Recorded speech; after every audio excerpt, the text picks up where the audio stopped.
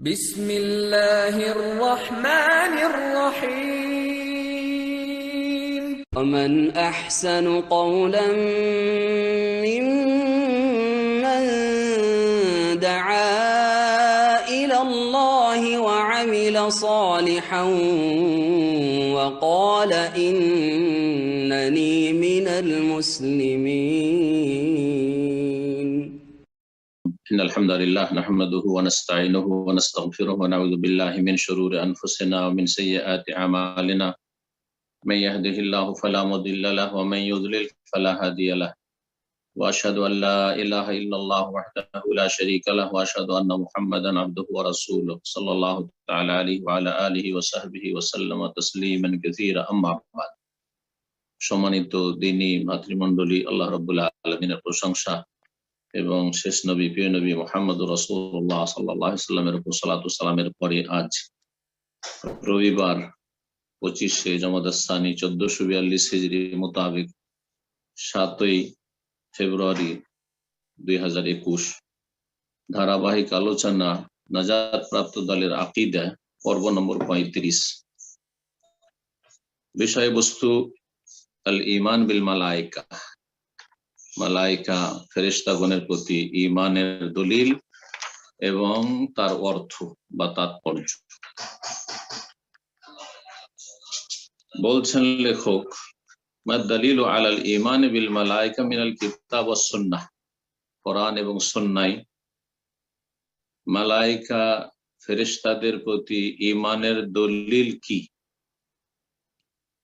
দলিল অনেক রয়েছে কোরআন সুন্নাহ, তার মধ্যে কয়েকটি দলিল প্রমাণ এখানে পেশ করেছেন।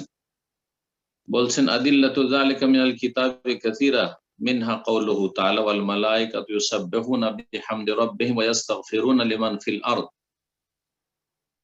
এর দলিল প্রমাণ কোরআনে কারীমে অনেক রয়েছে। মালায়েকা মানে আমরা ফার্সি থেকে উর্দু, উর্দু থেকে বাংলায় আমরা ফেরেশতা বুঝে থাকি। মালায়েকা অধিকাংশ মানুষ বুঝবেন না বা বুঝেন না, সেই জন্য আমরা বলতে বাধ্য ফেরেশতা।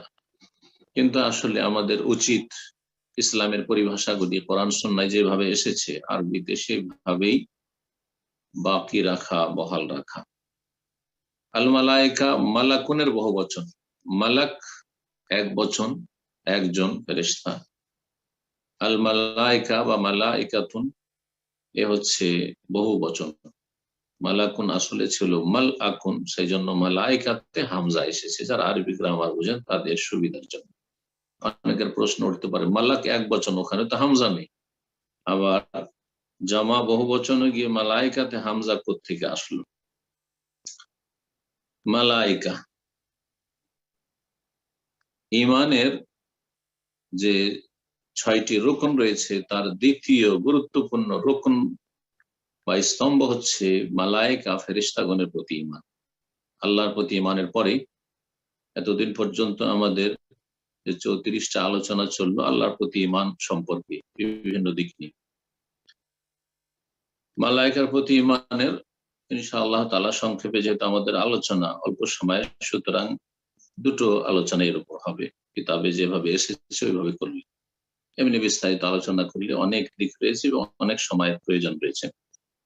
যেহেতু আমরা একটা কিতাবের সাথে জড়িত, আল্লামা ইমাম হাকামি রহমতুল্লাহ আলাইহি, তো সেই কিতাবে যে কথাগুলি রয়েছে সেগুলি শুধু আমরা পেশ করব। তাতে প্রয়োজনে আমরা কিছু কথা সেখানে সংযোজন করব অন্য অন্য সূত্র থেকে। কোরআন সুন্নাহয় মালায়েকার প্রতি ঈমানের দলিল অনেক রয়েছে।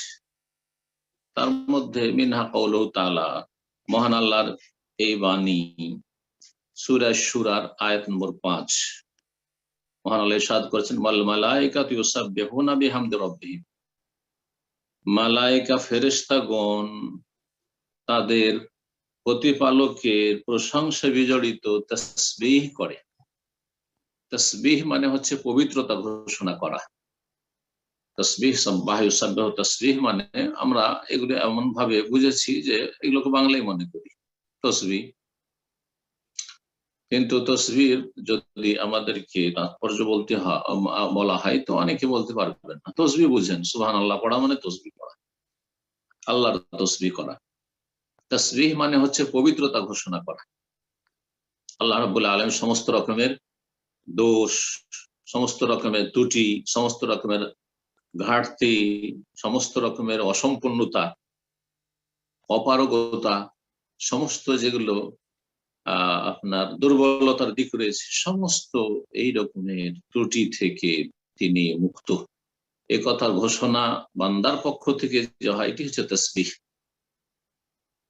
আল্লাহ রাব্বুল আলামিনের এই তাসবিহ পাঠ করেন বা পবিত্রতা ঘোষণা করেন মালায়েকাগণ, আম্বিয়া রাসূলগণ করেছেন এবং আল্লাহর নেক বান্দারা করেন, এমনকি প্রতিটি সৃষ্টি ইচ্ছাকৃত অথবা অনিচ্ছাকৃত আল্লাহ রাব্বুল আলামিনের তাসবিহ বা গুণগান করে এবং পবিত্রতা ঘোষণা করে, মহিমা পেশ করে। ওয়া ইম মিন শাইইন ইল্লা ইউসাব্বিহু বিহামদিহি, আল্লাহ রাব্বুল আলামিন সূরাতুল ইসরায়ে বলেছেন, এমন কোন সৃষ্টি পৃথিবীতে নেই, কোন বস্তু নেই যা ওয়া ইম মিন শাইইন ইল্লা ইউসাব্বিহু বিহামদি রাব্বিহি, তাদের প্রতিপালকের প্রশংসা বিজড়িত তাসবিহ করে না। ওয়ালাকিন লা তাফকাহুনা তাসবিহাহুম, প্রতিটি সৃষ্টি, প্রতিটি বস্তু যা কিছু হোক না কেন, প্রাণ বিশিষ্ট হোক, প্রাণহীন হোক, গাছপালা হোক, শুকনো হোক আর কাঁচা হোক, যা কিছু হোক না কেন, পাহাড় পর্বত হোক, সমস্ত কিছু আসমান থেকে জমিন পর্যন্ত, আল্লাহ রাব্বুল আলামিন ছাড়া যা কিছু পৃথিবীতে রয়েছে, আসমান জমিনের সবকিছুই তার তাসবিহ করে প্রশংসার সাথে সাথে। তবে আমরা যে দেখতে পাই না, বুঝতে পারি না, আমরা তো দেখি না আমাদের চারপাশে যে সব সৃষ্টি রয়েছে সেগুলি তাসবিহ করছে কিভাবে। আল্লাহ বলছেন তাসবিহ করে, কিন্তু তোমরা তো উপলব্ধি করো না, বোঝার ক্ষমতা নেই। ওয়ালাকিন লা তাফকাহুনা তাসবিহাহুম, তবে তোমরা তাদের তাসবিহ তোমরা বুঝো না, বুঝার ক্ষমতা নেই। তো এখানে মালায়েকা সম্পর্কে আল্লাহ বলছেন ওয়াল মালায়েকাতু ইউসাব্বিহুন, ফেরেশতাগণ তাসবিহ করেন, পবিত্রতা ঘোষণা করেন, বিহামদি রাব্বিহিম, তাদের প্রতিপালকের প্রশংসার সাথে সাথে। সুবহানাল্লাহি ওয়া বিহামদিহি, তাসবিহ প্রশংসার সাথে সাথে যদি করতে হয়, সুবহানাল্লাহি ওয়া বিহামদিহি, এটি অত্যন্ত গুরুত্বপূর্ণ ফজিলতপূর্ণ কালিমা। সুবহানাল্লাহি ওয়া বিহামদিহি সুবহানাল্লাহিল আযীম। সহিহ বুখারী সর্বশেষ হাদিস, যেই তাসবিহ সম্পর্কে বলা হয়েছে যে খফিফাতান আলাল লিসান, জবানে উচ্চারণ করতে অত্যন্ত হালকা, হাবিবাতান ইলার রহমান, আর পরম করুণাময় আল্লাহ রাব্বুল আলামিনের কাছে অত্যন্ত প্রিয়, আর সাকিলাতান ফিল মিজান, আল্লাহর দাঁড়ি পাল্লায় কিয়ামতের মাঠে যে নেকি গুনার ওজন হবে, সেখানে নেকির পাল্লায় অত্যন্ত ভারী ওজন। রবের প্রশংসার সাথে সাথে তাসবিহ করেন ফেরেশতাগণ। ওয়াস্তাগফিরুন লিমান ফিল আরদ, এবং মালায়েকাদের আরেকটি কাজ হচ্ছে তারা ক্ষমা প্রার্থনা করে পৃথিবীবাসীর জন্য, যারা পৃথিবীতে রয়েছে, যারা ক্ষমার যোগ্য তাদের জন্য ক্ষমা প্রার্থনা করে, অর্থাৎ মুমিন মুমিনাত যারা বিশ্বাসী তাদের জন্য। কাফেরের জন্য ক্ষমা প্রার্থনা করা যাবে না, তবে ক্ষমার রাস্তা প্রার্থনা করা যায়। একজন কাফের, একজন মুশরিক, একজন যে ইসলামের বাইরে রয়েছে, সেটা মুরতাদ হওয়ার কারণে অথবা জন্মসূত্রে সে ইসলামের বাইরে থেকে গেছে, যে কোনো কাফের মুশরিক হোক না কেন, তাদের জন্য ফেরেশতারা ক্ষমা চাইবেন, মানে হেদায়েত কামনা করেন।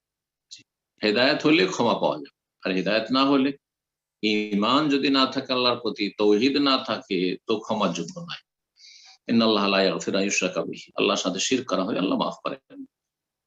ওয়াস্তাগফিরুনা লিমান ফিল আরদ, তাহলে এই আয়াতে মালায়েকার অস্তিত্বের কথা এসেছে, আমাদেরকে বিশ্বাস করতে হবে। তাদের আমল কর্মের কথা, তারা আল্লাহর তাসবিহ পাঠ করে, আল্লাহর প্রশংসা করে এবং জমিনবাসীর জন্য আল্লাহর কাছে ইস্তিগফার করে, ক্ষমা চায় যে আল্লাহ তুমি তাদেরকে মাফ করে দাও। তারপরের আয়াত সূরা আরাফের দ্বিতীয় দলিতে ফেরেশতাদের অস্তিত্ব রয়েছে এবং তাদের বেশ কিছু বিভিন্ন রকমের কাজ রয়েছে। ইন্নাল্লাযীনা ইনদা রাব্বিকা, নিশ্চয়ই যারা তোমার প্রতিপালকের নিকটে রয়েছে। হে নবী, নবী সাল্লাল্লাহু আলাইহি ওয়াসাল্লাম সম্বোধন করে আল্লাহ বলছেন যে তোমার রবের কাছে যারা রয়েছে, রবের কাছে কারা রয়েছে? ফেরেশতা, মালায়েকা। তাদের বৈশিষ্ট্য হচ্ছে লা ইস্তাকবিরুনা আন ইবাদাতিহি, তার ইবাদতে, আল্লাহর ইবাদতে তারা অহংকার প্রদর্শন করে না, দাম্ভিকতা দেখায় না, বিনয়ী হয়ে আল্লাহর সামনে ইবাদত নিবেদন করে। ওয়ায়ুসাব্বিহুনাহু, এবং তার তাসবিহ পাঠ করে, গুণগান পেশ করে। ওয়ালাহু ইয়াসজুদুন, এবং তাকে সিজদা করে, আল্লাহ রাব্বুল আলামিনকে সিজদা করে। এগুলি হচ্ছে মালায়েকার কাজ।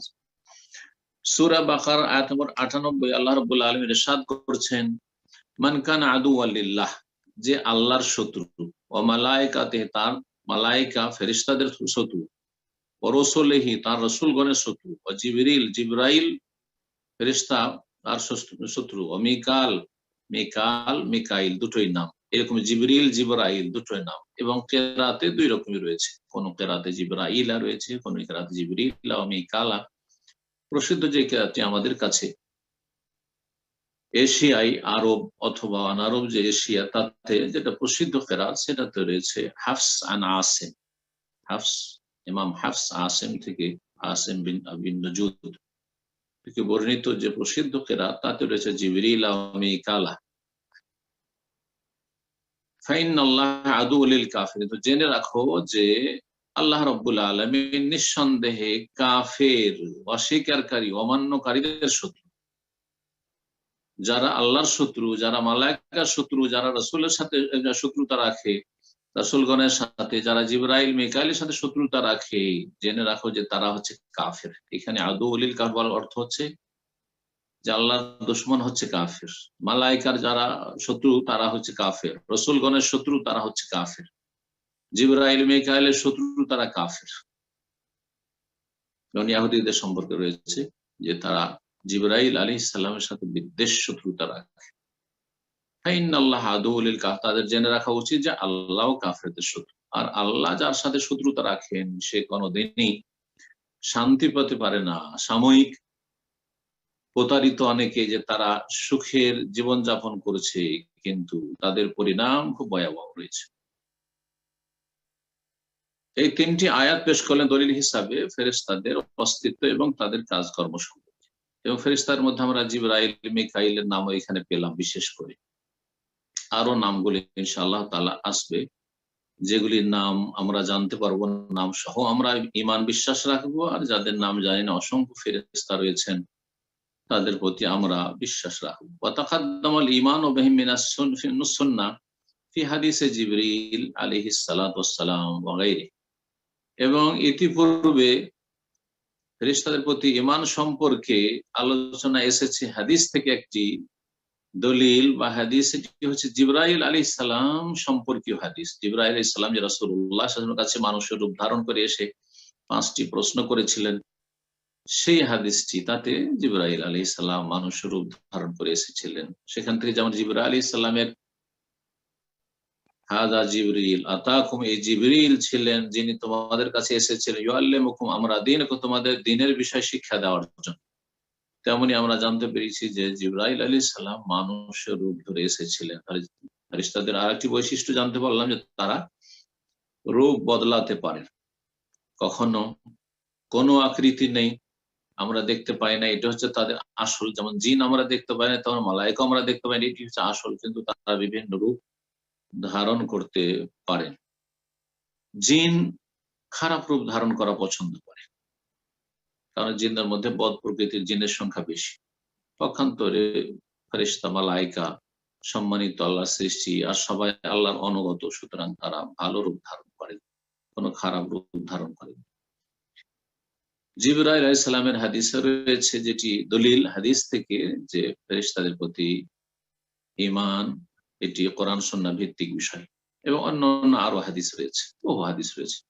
সহিহ মুসলিমে একটি হাদিস রয়েছে যাতে বলা হয়েছে যে আন্নাল্লাহ তাআলা খালাকাহুম মিন নূর, সৃষ্টি সম্পর্কে, যে মালায়েকাকে আল্লাহ কি থেকে সৃষ্টি করেছেন, তাদেরকে সৃষ্টি করেছেন নূর থেকে। নূর মানে আলো, নূর মানে জ্যোতি, নার হচ্ছে আগুন, আর আগুন জ্বললে চারিদিকে যে আলো বিচ্ছুরিত হয়, আলো ছড়ায়, হ্যাঁ, জ্যোতি থাকে, সেটি হচ্ছে নূর। নূর থেকে আল্লাহ রাব্বুল আলামিন মালায়েকাদের সৃষ্টি করেছেন। এই হাদিসটি এইভাবে রয়েছে, মা আয়েশা রাদিয়াল্লাহু তাআলা আনহা থেকে বর্ণিত।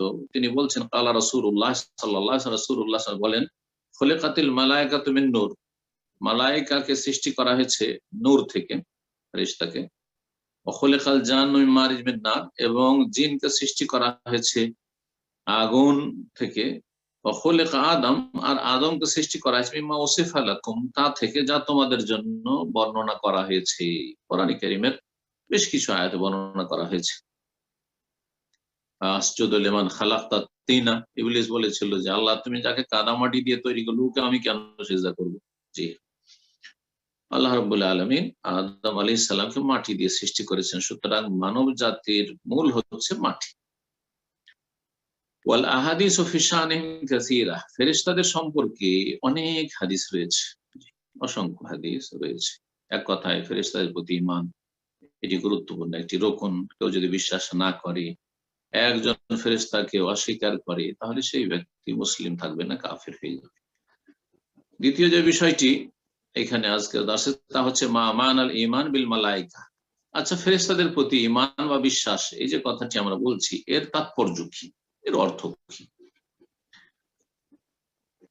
বলছেন যে হুয়াল ইকরারুল জাযিম বিওজুদিহিম, মালায়েকা ফেরেশতাগণের প্রতি ঈমান বা বিশ্বাসের তাৎপর্য বা অর্থ হচ্ছে তাদের অস্তিত্ব সম্পর্কে অকাট্যভাবে বিশ্বাস করা। মালায়েকার অস্তিত্ব সম্পর্কে আপনাকে দৃঢ় প্রত্যয় রাখতে হবে, ইয়াকিন রাখতে হবে, দৃঢ় বিশ্বাসী হবে, সামান্যতম যেন সংশয় সন্দেহ না থাকে। তাহলে প্রথম হচ্ছে তাদের অস্তিত্ব বিশ্বাস করা, যে আল্লাহর এক সৃষ্টি রয়েছে, যে সৃষ্টির নাম হচ্ছে মালাক বা মালায়েকা। আর তারপরে তাদের বৈশিষ্ট্য, তাদের গুণাবলী, তাদের কাজকর্ম ইত্যাদি সবগুলি যা কোরআন সুন্নাহ দ্বারা প্রমাণিত, তা বিশ্বাস করা। ওয়া আন্নাহুম খালকুম মিন খালকিল্লাহ, আর এই মালায়েকা আল্লাহর সৃষ্টি সমূহের একটি সৃষ্টি, অন্যতম সৃষ্টি, বরং শ্রেষ্ঠ সৃষ্টি। সাধারণ মানুষের চাইতে সাধারণ ফেরেশতা ফজিলতপূর্ণ, তাদের দ্বারা কোনো গুনাহ হয় না, অপরাধ হয় না, কিন্তু সাধারণ মানুষ দ্বারা বহু গুনাহ হচ্ছে। ওয়া আন্নাহুম খালকুম মিন খালকিল্লাহ, আল্লাহর অন্যতম সৃষ্টি, তাহলে আল্লাহর মখলুক। জি, সৃষ্টিকর্তার সাথে কেউ শরীক নেই, তারাও আল্লাহর মখলুক, আল্লাহর বান্দা এবং আল্লাহর অনুগত বান্দা। মানব জাতির মধ্যে অনুগত রয়েছে, অবাধ্য রয়েছে, ভালো রয়েছে, মন্দ রয়েছে, কিন্তু ফেরেশতাকে আল্লাহ এমন ভাবে সৃষ্টি করেছেন তারা সবাই আল্লাহর অনুগত। মারবুবুন, আল্লাহ রাব্বুল আলামিন তাদের প্রতিপালন করেন। মুসাখখারুন, তারা আল্লাহ রাব্বুল আলামিনের নিয়ন্ত্রিত, জি, আল্লাহর অনুগত, আল্লাহ নিয়ন্ত্রণের বাইরে না। কোরআনে কারীমে সূরা আম্বিয়ার আয়াত 25 থেকে 27 রয়েছে যে ইবাদুন মুকরামুন, তারা সম্মানিত আল্লাহর বান্দা, সম্মানিত বান্দা। লা ইয়াসবিকুনাহু বিল কওল, কোন কথায় আল্লাহর আগে বাড়ে না। ওয়াহুম বিআমরিহি ইয়ামালুন, এবং আল্লাহর নির্দেশ মোতাবেক তারা কর্ম করে, আমল করে। আল্লাহ যা আদেশ নিষেধ করেন তাই তারা করেন, যাকে যে কাজে লাগিয়ে রেখেছেন লেগে আছে। সূরা তাহরিমের আয়াত নম্বর 6 আল্লাহ বলছেন তাদের বৈশিষ্ট্য সম্পর্কে, লা ইয়াসুন আল্লাহ মা আমারাহুম ওয়া ইয়াফআলুনা মা ইউমারুন, তাদেরকে আল্লাহ যা নির্দেশ দেন তারা কেউ বিরুদ্ধাচরণ করে না, নাফরমানি করে না। ওয়া ইয়াফআলুনা মা ইউমারুন, এবং যে সম্পর্কে তারা আদিষ্ট হন, ফেরেশতা মালায়েকা যা আদিষ্ট হন, যা আদেশ করা হয় তাদেরকে, তা তারা সম্পাদন করে। ওয়া ইয়াফআলুন, তারা করে ফেলে, ছুটে আসে, আল্লাহ রাব্বুল আলামিনের নির্দেশ পালনের জন্য সবসময় প্রস্তুত থাকে। আল্লাহ রাব্বুল আলামিন সূরা আম্বিয়ার আয়াত নম্বর 20 তাদের সম্পর্কে বলেছেন যে লা ইস্তাকবিরুনা আন ইবাদাতি, তারা আল্লাহ রাব্বুল আলামিনের ইবাদতে অহংকার করে না। এখানে লা ইস্তানকিফুন শব্দ নিয়েছে, কিন্তু এটি কোরআন কারীমের আয়াত নয়। ইস্তিনকাফ মানে হচ্ছে নাক ছিটকানো, অহংকার করা, অনীহা প্রকাশ করা। আল্লাহর ইবাদতে তারা অনীহা প্রকাশ করে না। ওয়ালা ইস্তাকবিরুন, তার অহংকার প্রদর্শন করে না। ইউসাব্বিহুনা আল-লাইলা ওয়ান-নাহারা লা ইফতুরুন, এবং রাত দিন তারা আল্লাহর পবিত্রতা ঘোষণা করে, তাসবিহ পাঠ করে। লা ইফতুরুন, কখনো তারা ক্লান্ত হয় না, কখনো তারা ক্লান্ত হয় না। ইফতুরুন মানে হচ্ছে তারা বিরক্ত হয় না। ওয়ালা ইস্তাহসিরুন, এবং তারা কখনো ক্লান্ত হয় না। মানুষকে আল্লাহ এমন ভাবে সৃষ্টি করেছেন, যতই ভালো মানুষ হোক না কেন, একটা কাজ যদি দীর্ঘ সময় ধরে করে তো একঘেয়েমি চলে আসে, বিরক্তি চলে আসে, অন্তর থেকে না আসলেও শরীর ক্লান্ত হয়ে পড়ে, শরীরটা ভেঙে পড়ে, আর তারপরে মন লাগে না, অনেক সময় মন লাগে না। এই হিকমতের কারণে আল্লাহ রাব্বুল আলামিন বহুমুখী ইবাদত বন্দেগীর নির্দেশ দিয়েছেন আমাদেরকে, এবং বহুমুখী বিভিন্ন রকমের ইবাদত বন্দেগীর নিয়ম নীতিমালা নির্ধারণ করেছেন। একরকম ইবাদত রাখেন। যদি আল্লাহ শুধু সালাতের কথা বলতেন, তোমরা সালাত পড়ো, কতক্ষণ মানুষ সালাত পড়ে, সালাত পড়তে পড়তে এক জায়গায় আমি চলে আসতো। সালাতের ইবাদত রয়েছে। তারপরে একসাথে আল্লাহ দিয়ে দেননি, ভাগ ভাগ করে দিয়েছেন। চলো, জোহরে কিছু, আসরে কিছু, মাগরিবে কিছু, এশায়, ফজরে, কিছু ফরজ, কিছু সুন্নাত, কিছু বাধ্যতামূলক, কিছু করলে ভালো, না করলে অসুবিধা নেই। এইভাবে এর মাধ্যমে পরীক্ষা হবে যে কে সত্যি নিষ্ঠাবান, আগ্রহী, কার অগ্রণী ভূমিকা রয়েছে, আর কি অলস, বুঝে গেছে। তারপরে সিয়াম, শুধু সিয়াম রাখেননি, শুধু সিয়াম সিয়াম, রোজা রোজা, একঘেয়েমি চলে আসত, মানুষ ক্লান্ত হয়ে পড়ত। যাকাত, সাদকা, হজ, উমরা, তাসবিহ, তাহলিল, বিভিন্ন রকমের বহুমুখী ইবাদত বন্দেগী, অন্তরের ইবাদত, জবানের বাচনিক ইবাদত, প্রতিটি অঙ্গ প্রত্যঙ্গের ইবাদত, আর্থিক ইবাদত, বিভিন্ন রকমের ইবাদত বন্দেগীর বিধিবিধান আল্লাহ শরীয়তে নির্ধারণ করেছেন, যাতে করে মানুষ বিভিন্ন রকমের ইবাদত বন্দেগী নিয়ে আল্লাহর সামনে নেকির ব্যালেন্স নিয়ে হাজির হতে পারে, নাজাতের মাধ্যম খুঁজে পেতে পারে, এবং সেটা যেন সহজ হয়ে যায় বান্দার জন্য। তারপর অধিকাংশ মানুষ সুবহানাল্লাহ, আল্লাহর ইবাদত বন্দেগী থেকে, যে আল্লাহ সৃষ্টিকর্তা আমাদেরকে সবকিছু তিনি দিয়েছেন, তার ইবাদতে অনাগ্রহী। বহুমুখী ইবাদত বন্দেগী দেওয়াতে আর একটি ফায়দা হচ্ছে যে কারোর জন্য কোনো ইবাদত সহজ, কারোর জন্য কোনো ইবাদত সহজ। এমন কিছু মানুষ আছে যাদেরকে সালাত পড়তে খুব ভালো লাগে, খুব মন লাগে, কিন্তু টাকা পয়সা দান করার ক্ষেত্রে কৃপণ হয় না। কোন রকম ফরজটা আদায় করতেই তাদের কষ্ট, যাকাত সাদাকা করতে পারবে না, বখিল। আবার কারো জন্য এর বিপরীত, সালাত ওই ফরজটা পড়ে আর অন্য সালাত পড়তে আগ্রহী নয়, কিন্তু দান খায়রাতে আগে আগে থাকে। আবার কেউ সিয়ামে খুব আগে আগে থাকে, কেউ আবার হজ উমরা করা খুব বেশি পছন্দ করে। তো বহুমুখী ইবাদত বন্দেগী আল্লাহ রাব্বুল আলামিন দিয়েছেন, এবং এক একজনকে এক এক রকমের ক্ষমতা আল্লাহ বেশি দিয়েছেন। কারো অন্তরে সততা বেশি, অন্তরে ইখলাস, নিষ্ঠা, এবং অন্তরে মানব জাতির জন্য কল্যাণ পছন্দ করা, এবং অন্তরের অবস্থাকে উন্নত থেকে উন্নততর করা, এই বৈশিষ্ট্যগুলো কারোর মধ্যে বেশি রয়েছে। কারোর জন্য সহজ, আবার কারোর জন্য বাচনিক ইবাদত সহজ, তাসবিহ, তাহলিল, জিকির, আজকার করা সহজ। কারোর জন্য অঙ্গ প্রত্যঙ্গের ইবাদত, শ্রম দেওয়া সহজ। কারোর জন্য মানসিক পরিশ্রম, মেহনত, সৎ পরামর্শ দিয়ে মানুষের উপকার করা সহজ।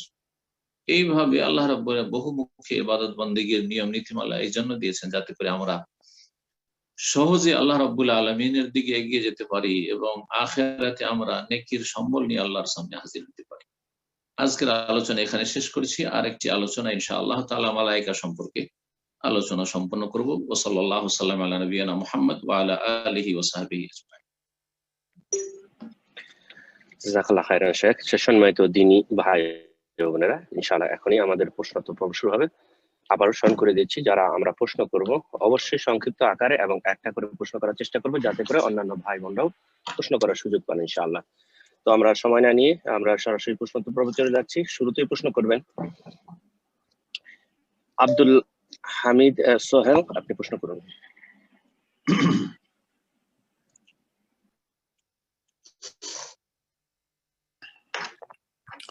ওকে, আসসালামু আলাইকুম ওয়া রাহমাতুল্লাহি ওয়া বারাকাতুহু। ওয়ালাইকুম আসসালাম ওয়া রাহমাতুল্লাহি ওয়া বারাকাতুহু। জি, আচ্ছা, আমার প্রশ্ন হচ্ছে যারা সমাজে সরাসরি মানে এক্সপ্লিসিট ভাবে প্রকাশ করে যে সে আল্লাহকে বিশ্বাস করে না, রাসূলকে বিশ্বাস করে না, অথবা কিতাবাদের প্রতি এবং মালাইকার প্রতি অবিশ্বাস করে, আমরা তো সরাসরি কাফের বলতে পারি না, কিন্তু এটা কি বলা যায় যে এই লোক একটা কুফরি বক্তব্য প্রকাশ করলো, এটা কি বলা যাবে কিনা? কুফরি শুধু না, এরকম যদি স্পষ্ট ভাষায় কে প্রকাশ করে যে সে আল্লাহ বিশ্বাসী নয়, অথবা পরকালে বিশ্বাসী নয়, অথবা মালাইকা বিশ্বাস করে না, জিন বিশ্বাস করে না, তাহলে সেই ব্যক্তি কোরআনকে অবিশ্বাস করে, মুকাজ্জিব লিল কোরআন। সুতরাং সেই ব্যক্তি নিঃসন্দেহে কাফের। জন্মসূত্রে যদি মুসলিম হয়ে থাকে বলো সে কাফের, মুরতাদ, ইসলাম বিমুখ। তার পার্থিব শাস্তি রয়েছে, যেটা সরকারের উপর, যদি মুসলিম সরকার সেখানে থাকে তাদের উপর ফরজ। আর পারলৌকিক বিধান হচ্ছে যে কাফের জন্য আল্লাহ জান্নাতকে হারাম করেছেন চিরতরে। জি, এই ক্ষেত্রে এই কথা নয় সে কুফরি করেছে কাফের হয়। তবে সাধারণ মানুষ এই ফতোয়াবাজি করে লাভ নেই, ফিতনা ফাসাদ হবে। আলেমরা ফতোয়া দেবে, আলেম ফতোয়া দেবেন, আর সরকার সেই ফতোয়া অনুযায়ী ইসলামী দণ্ডবিধানের ব্যবস্থা করবে। জাযাকাল্লাহ খাইরান। তো ইনশাআল্লাহ এই পর্যায়ে প্রশ্ন করবেন সাফিরা রহমান, আপনি প্রশ্ন করুন।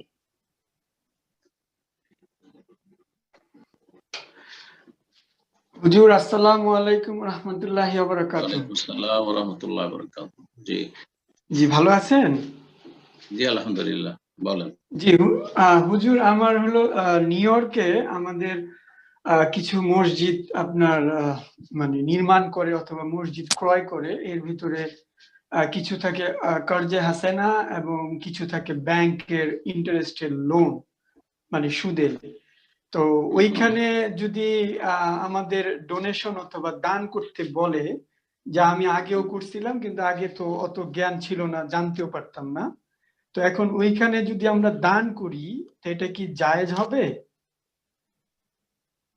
দান করবেন এমন মসজিদে যে মসজিদে হারামের সংমিশ্রণ রয়েছে, মানে জি ব্যাংক থেকে সুদ নিয়ে সেই মসজিদ, হয়তো মসজিদের জায়গা বা মসজিদটা খরিদ করা হয়েছে, এই তো। জি জি, যারা এই কাজ করেছে, কর্মকর্তা, মসজিদের দায়িত্বশীল, তারা হারাম কাজ করেছে, তারা অপরাধী, গুনাহগার।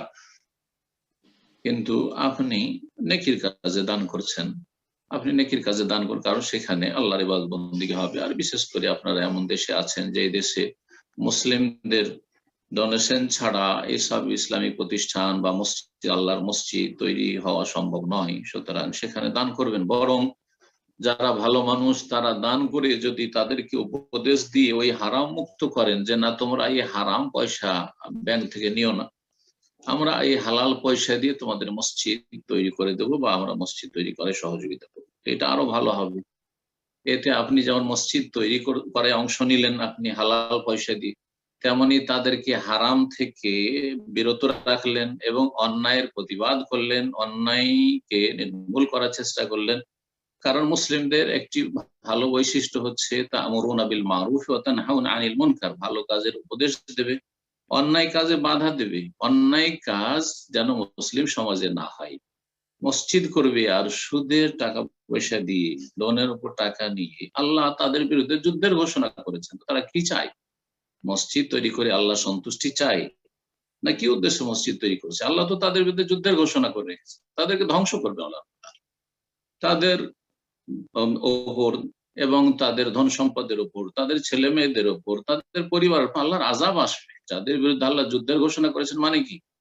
বিভিন্ন রকমের আযাব, মানসিক আযাব, শারীরিক আযাব, আর আপনার তারপর আর্থিক আযাব, সামাজিক আযাব, বিভিন্ন রকমের আযাব, দুর্যোগ, বালা মুসিবত আসতে থাকবে। জি, আর আখিরাতে তো রয়েছে শাস্তি, রয়েছে সুদখোরদের জন্য কঠিন শাস্তি রয়েছে। জি, আল্লাহ হিদায়াত দান করে এরকম মসজিদের মুতাওয়াল্লিদের। জি, আমিন আমিন। তো ইনশাআল্লাহ এই পর্যায়ে প্রশ্ন করবেন এমডি ইহসানুল করিম, আপনি প্রশ্ন করুন। আসসালামু আলাইকুম ভাই, আমি ওয়ালাইকুম আসসালাম ওয়া রাহমাতুল্লাহ। সৌদি আরব মদিনা থেকে আমি নতুন জি প্রশ্ন করতেছি। আমার প্রশ্নটা শাইখ, ইখওয়ানি মুসলিমিন ব্রাদারহুড এদের সম্পর্কে বিন বাজ, উসাইমিন, আলবানি মানে বিংশ শতাব্দীর মুহাদ্দিসগণ কি ফতোয়া দিয়ে গেছে, এটা একটু জানতে।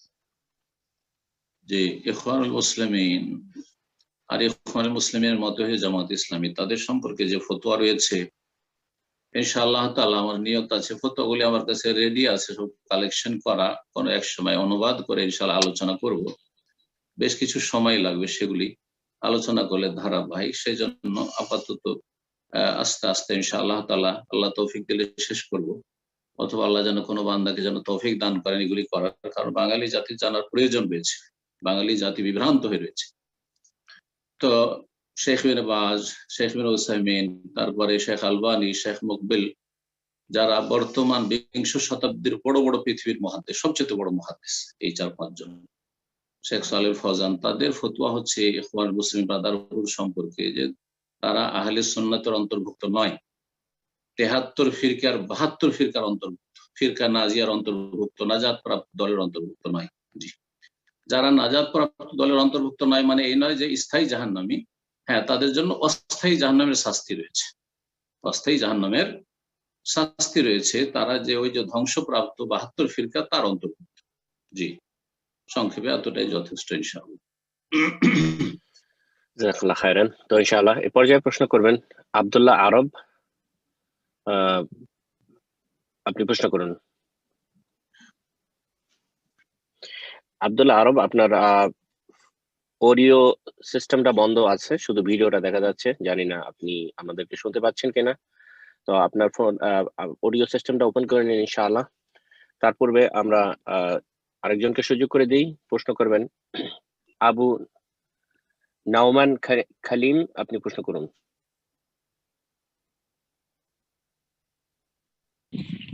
আসসালামু আলাইকুম স্যার।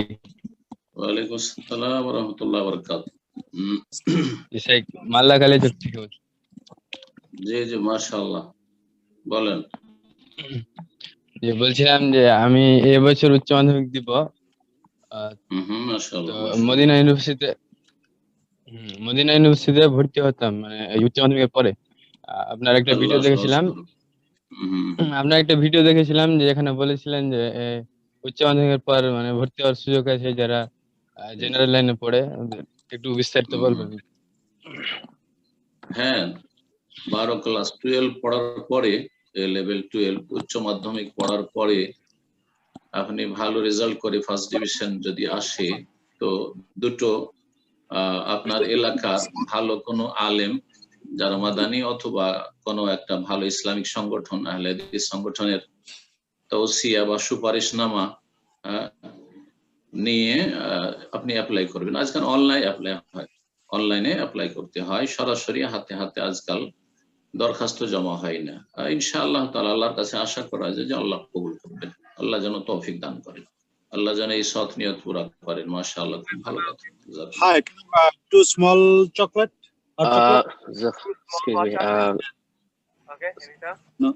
ইনশাআল্লাহ একটা মিনিট শেখ, একজন কোন ব্রাদারের ফোন অটোমেটিক আনমিউট হয়ে গেছে, তো ওর নাম্বার মিউট করে দিচ্ছি। জি, তো ইনশাআল্লাহ এ পর্যায়ে প্রশ্ন করবেন আব্দুল্লাহ আরব, আপনি প্রশ্ন করুন।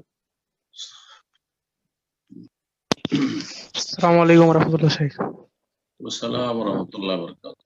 জি বলেন। জি শেখ, যাদের মানহাজ ঠিক নাই, আকীদা সঠিক নাই, তাদের সাথে আমরা সম্পর্ক রাখবো কিরকম সম্পর্ক আমাদের থাকবে? যাদের মানহাজ ঠিক নাই, আকীদা মানহাজ ঠিক নাই, তাদের সাথে আমাদের সম্পর্ক থাকবে দাওয়াতি সম্পর্ক, মানে তারা আমাদের দাওয়াতের ক্ষেত্র, তারা আমাদের দাওয়াতি ক্ষেত্র মানে ফিল্ড, তাদেরকে দাওয়াত দেবেন, তারা তাদেরকে দাওয়াত দেবেন যে তোমরা তোমাদের আকীদা মানহাজ সংশোধন করো। আমাদের কাজগুলি তো এরকম হচ্ছে, এক হচ্ছে অমুসলিমদের দাওয়াত, একটা হচ্ছে মুসলিম সমাজের যারা ফরজ ওয়াজিব পালন করেন ঠিকভাবে, কাবিরা গুনাহ বিভিন্ন সুদ ঘুষ বেঈমানি আত্মসাৎ দুর্নীতিতে ডুবে আছে, পাপাচারে ডুবে আছে, খনি সন্ত্রাসী, এইরকম যারা অপরাধী, যে অপরাধগুলিকে অপরাধী মনে করছে, তারা হচ্ছে দ্বিতীয় ক্ষেত্র। আর তৃতীয় ক্ষেত্র হচ্ছে যতগুলি আহলে বিদাতপন্থী, যতগুলি, সে মাজার পূজার বিদাত থাক, অথবা আপনার এই চরমপন্থার বিদাত থাক, খারেজিদের বিদাত থাক, খারেজিদের মতো যাদের মনোভাব, হ্যাঁ, খারেজিদের লক্ষণ যাদের মধ্যে রয়েছে, এরা হোক, যাদের আকীদা মানহাজের কথা বলে যে ঠিক নেই, আহলে বিদাতের আকীদা মানহাজ ঠিক নেই, তো ওরা হচ্ছে আমাদের দাওয়াতের ক্ষেত্র। সুতরাং ওদের সাথে ভালো ব্যবহার করবেন, দেখা সাক্ষাতে ভালো আচরণ করবেন। কিন্তু তাদের যারা নেতৃস্থানীয় ব্যক্তি, তাদের কাছে যারা আলেম, তাদেরকে আপনার নিজের স্টেজে উঁচা জায়গায় বসাবেন না, সম্মানিত জায়গায় বসাবেন না, সম্মানের জায়গায় বসাবেন না। তাদেরকে খুতবায় মেম্বারে উঠিয়ে দিবেন, জুমায়, ঈদে তাদেরকে আপনাদের স্টেজে ডাকবেন আর লেকচার দিতে বলবেন, তারা বিভ্রান্ত করবে জাতিকে, প্রতারিত হবে জাতি। এটা করবেন না, কিন্তু তাদেরকে আপনাদের দাওয়াত পৌঁছাবেন, তাদের দাওয়াত আপনারা নিতে যাবেন না। জি, এই কথাটি অনেকে বুঝে না আজকাল আহলে হাদিসরা, যার ফলে তারা নিজেদের স্টেজে নিয়ে এসে ওদেরকে হাজির করে দিচ্ছে, যাদের আকীদা মানহাজে ঠিক নেই। তাদেরকে দাওয়াত দেন, তাদের সংশোধনের চেষ্টা করেন, তাদের হেদায়েতের জন্য দোয়া করেন। জি, জাযাকুমুল্লাহ। বারাকাল্লাহু ফিকুম। তো ইনশাআল্লাহ এই পর্যায়ে প্রশ্ন করবেন জাহিদ হাসান, আপনি প্রশ্ন করুন। আসসালামু আলাইকুম শাইখ। ওয়ালাইকুম আসসালাম ওয়া রাহমাতুল্লাহি ওয়া বারাকাতুহু। জি, বাংলাদেশ থেকে। মাশাআল্লাহ, বলেন। আমার প্রশ্ন হলো যে আপনার কোনো বই বাংলাদেশে পাওয়া যাবে, আপনার লেখা এমন কোনো বই আছে? আমার বইগুলো সৌদি আরব থেকে মূলত ছেপেছে বিভিন্ন ইসলামিক সেন্টার থেকে, তারপরে কিছু কয়েক বছর থেকে কিছু লাইব্রেরি ছাপিয়েছে। যোগাযোগ করবেন, যেসব লাইব্রেরি গুলি রয়েছে, 2-3টা লাইব্রেরি মনে হয় ছাপিয়েছে, তার মধ্যে একটি ওয়াহিদা লাইব্রেরি অধিকাংশ বইগুলো ছাপিয়েছে, মানে আমার সবগুলো না, মনে হয় 4-5টা বই হবে। আর একটা লাইব্রেরি কি যেন আছে, আমাদের এক ভাই আছে মোশাররফ ভাই, রাজশাহী, এরকম আছে যারা ছাপিয়েছে, তাদের কাছে খোঁজ করবেন, তাদের লাইব্রেরিতে ইনশাআল্লাহ পাবেন। তবে অধিকাংশ বইগুলো ওখান থেকে ছাপেনি, সৌদি আরব থেকে। সৌদি আরবে যে সিস্টেমে ছাপে, ইসলামিক সেন্টারে ছেপে বিতরণ হয়। আবার কখনো কখনো ওরা ইসলামিক সেন্টার গুলো হয়তো যে খরচটা হয় আপনার ছাপাতে, সেই খরচটাই তারা নিয়ে বিক্রিও করে, এইভাবে আর কি। জি, ছাপাতে পারেন। আমাদের বইগুলো কিন্তু কপিরাইট নেই, যে কেউ ছাপিয়ে দাওয়াতি স্বার্থে সেগুলো বিতরণ করতে পারে। জাযাকাল্লাহু খাইরান। তো ইনশাআল্লাহ এই পর্যায়ে প্রশ্ন করবেন আব্দুল্লাহ জামান, আপনি প্রশ্ন করুন। আসসালামু আলাইকুম ওয়া রাহমাতুল্লাহি ওয়া বারাকাতুহু। শেখ আবু ধাবি থেকে আসসালামু বলছি। রাহমাতুল্লাহি ওয়া বারাকাতুহু। জি, আব্দুল্লাহ জামান বলেন। আমার প্রশ্নটা হলো দুধ সন্তানের বিধান কি শুধুমাত্র দুধ সন্তানের সাথেই খাস, নাকি আরো যারা আছে, যারা যেমন দুধ সন্তানের পিতা, দুধ সন্তানের অন্যান্য ভাই যারা আছে, তারাও কি ওই দুধ মার জন্য মাহরাম হিসেবে সাব্যস্ত হবে? না না আরো একটা না না, বিষয় শেখ, সেটা হলো দুধ যেই সন্তানকে দুধ পান যেই হ্যাঁ হ্যাঁ সন্তানকে না, যেই সন্তানকে দুধ পান করানো হয়েছে, ওই সন্তানের অন্যান্য ভাই বোনের সাথে ওই দুধ মায়ের কোনো সন্তানের বিয়ে দিতে পারবে কিনা? যাকে দুধ পান করিয়েছে তাকে নয়, তার অন্যান্য ভাই বোনের সাথে দুধ মায়ের হ্যাঁ, অন্যান্য সন্তানদের। দুটোরই উত্তর হচ্ছে যে যেই ছেলেকে দুধ পান করেছে মেয়েকে, সেটা হচ্ছে দুধ ছেলে দুধ মেয়ে, অন্যরা দুধ ছেলে বা দুধ মেয়ে নয়, কারণ তাদের সাথে এই স্তন্যদানের কোনো সম্পর্ক নেই। জি, তো এ হচ্ছে দুধ ছেলে বা দুধ মেয়ে। সুতরাং অন্যান্য যে ভাইয়েরা রয়েছে, সেই ভাইয়েরা সেই মায়ের, মানে ওর ভাইয়ের যে দুধ মা, তার অন্যান্য ছেলে মেয়েদের সাথে বিবাহ শাদী হতে পারবে, কোনো অসুবিধা নেই। আল্লাহু আ'লাম। জাযাকাল্লাহু খাইরান। এই পর্যায়ে প্রশ্ন করবেন শেখ মোহাম্মদ সোয়েব, আপনি প্রশ্ন করুন।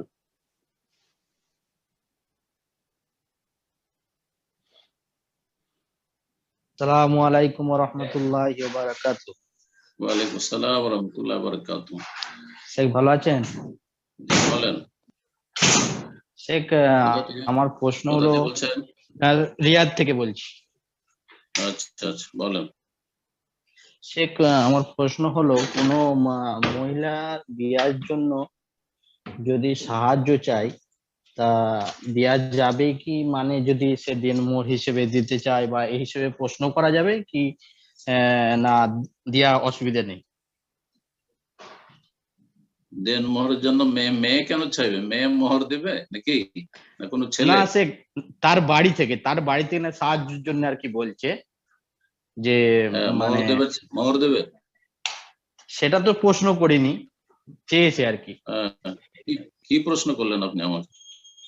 যে কোন মেয়ে মেয়ের আপনার কাছে বিয়ে সাহায্য চাইছে, মেয়ের বিয়ে আছে, সে বাড়ি থেকে সাহায্য চাইছে, তো এখানে সাহায্য করা যাবে আছে? আর আপনি বললেন মোহর দেওয়ার জন্য, তো মেয়ের বিয়ে মেয়ের বাবা মোহর দিবে নাকি, না মোহর নেবে?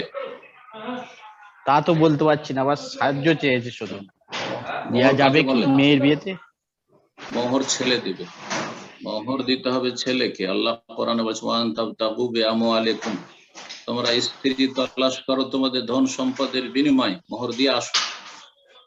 মেয়েকে মোহর দেওয়া লাগে না, আর মেয়ের বাবাকে মোহর দেওয়া লাগে না। মেয়ের বাবার মেয়ের কোনো খরচ ইসলামের দৃষ্টিতে নেই, কিন্তু মুসলিম সমাজ ইসলামের উল্টো দিকে চলে গেছে, যার ফলে ভারত, বাংলাদেশ, পাকিস্তানে, বিশেষ করে ভারত উপমহাদেশে হিন্দুদের পাশাপাশি বসবাসের জন্য হিন্দুদের দেখা দেখি তাদের বিয়ে সিংহভাগ বিষয়গুলি হিন্দুদের মতো, তাদের চাল চলন, তাদের বিবাহ শাদীর আচার অনুষ্ঠান, এমনকি যৌতুক যে পণ প্রথা হিন্দুরা পণ বলে, সে পণ প্রথা হিন্দুদের থেকে মুসলিমরা নিয়েছে, তাদের ইসলাম থেকে নেই। বড় দুঃখের বিষয়। এরা হচ্ছে জালেম, এরা হচ্ছে কাপুরুষ, এদের বিবাহ শাদীতে কোনো বরকত নেই। যারা মেয়ের পক্ষ থেকে ধন সম্পদ তলব করে অথবা লোভ লালসা করে যে আমি বিয়ে করব, তো এই নেব, গাড়ি নেব, হোন্ডা নেব, এই টাকা পয়সা নেব, কত কি দেবে, চাইলাম না না হয় কিন্তু কিছু তো দেওয়া উচিত ছিল, সবগুলি জালেম, সবগুলি কাপুরুষ, এবং এদের দাম্পত্য জীবনে কোনো বরকত হয় না।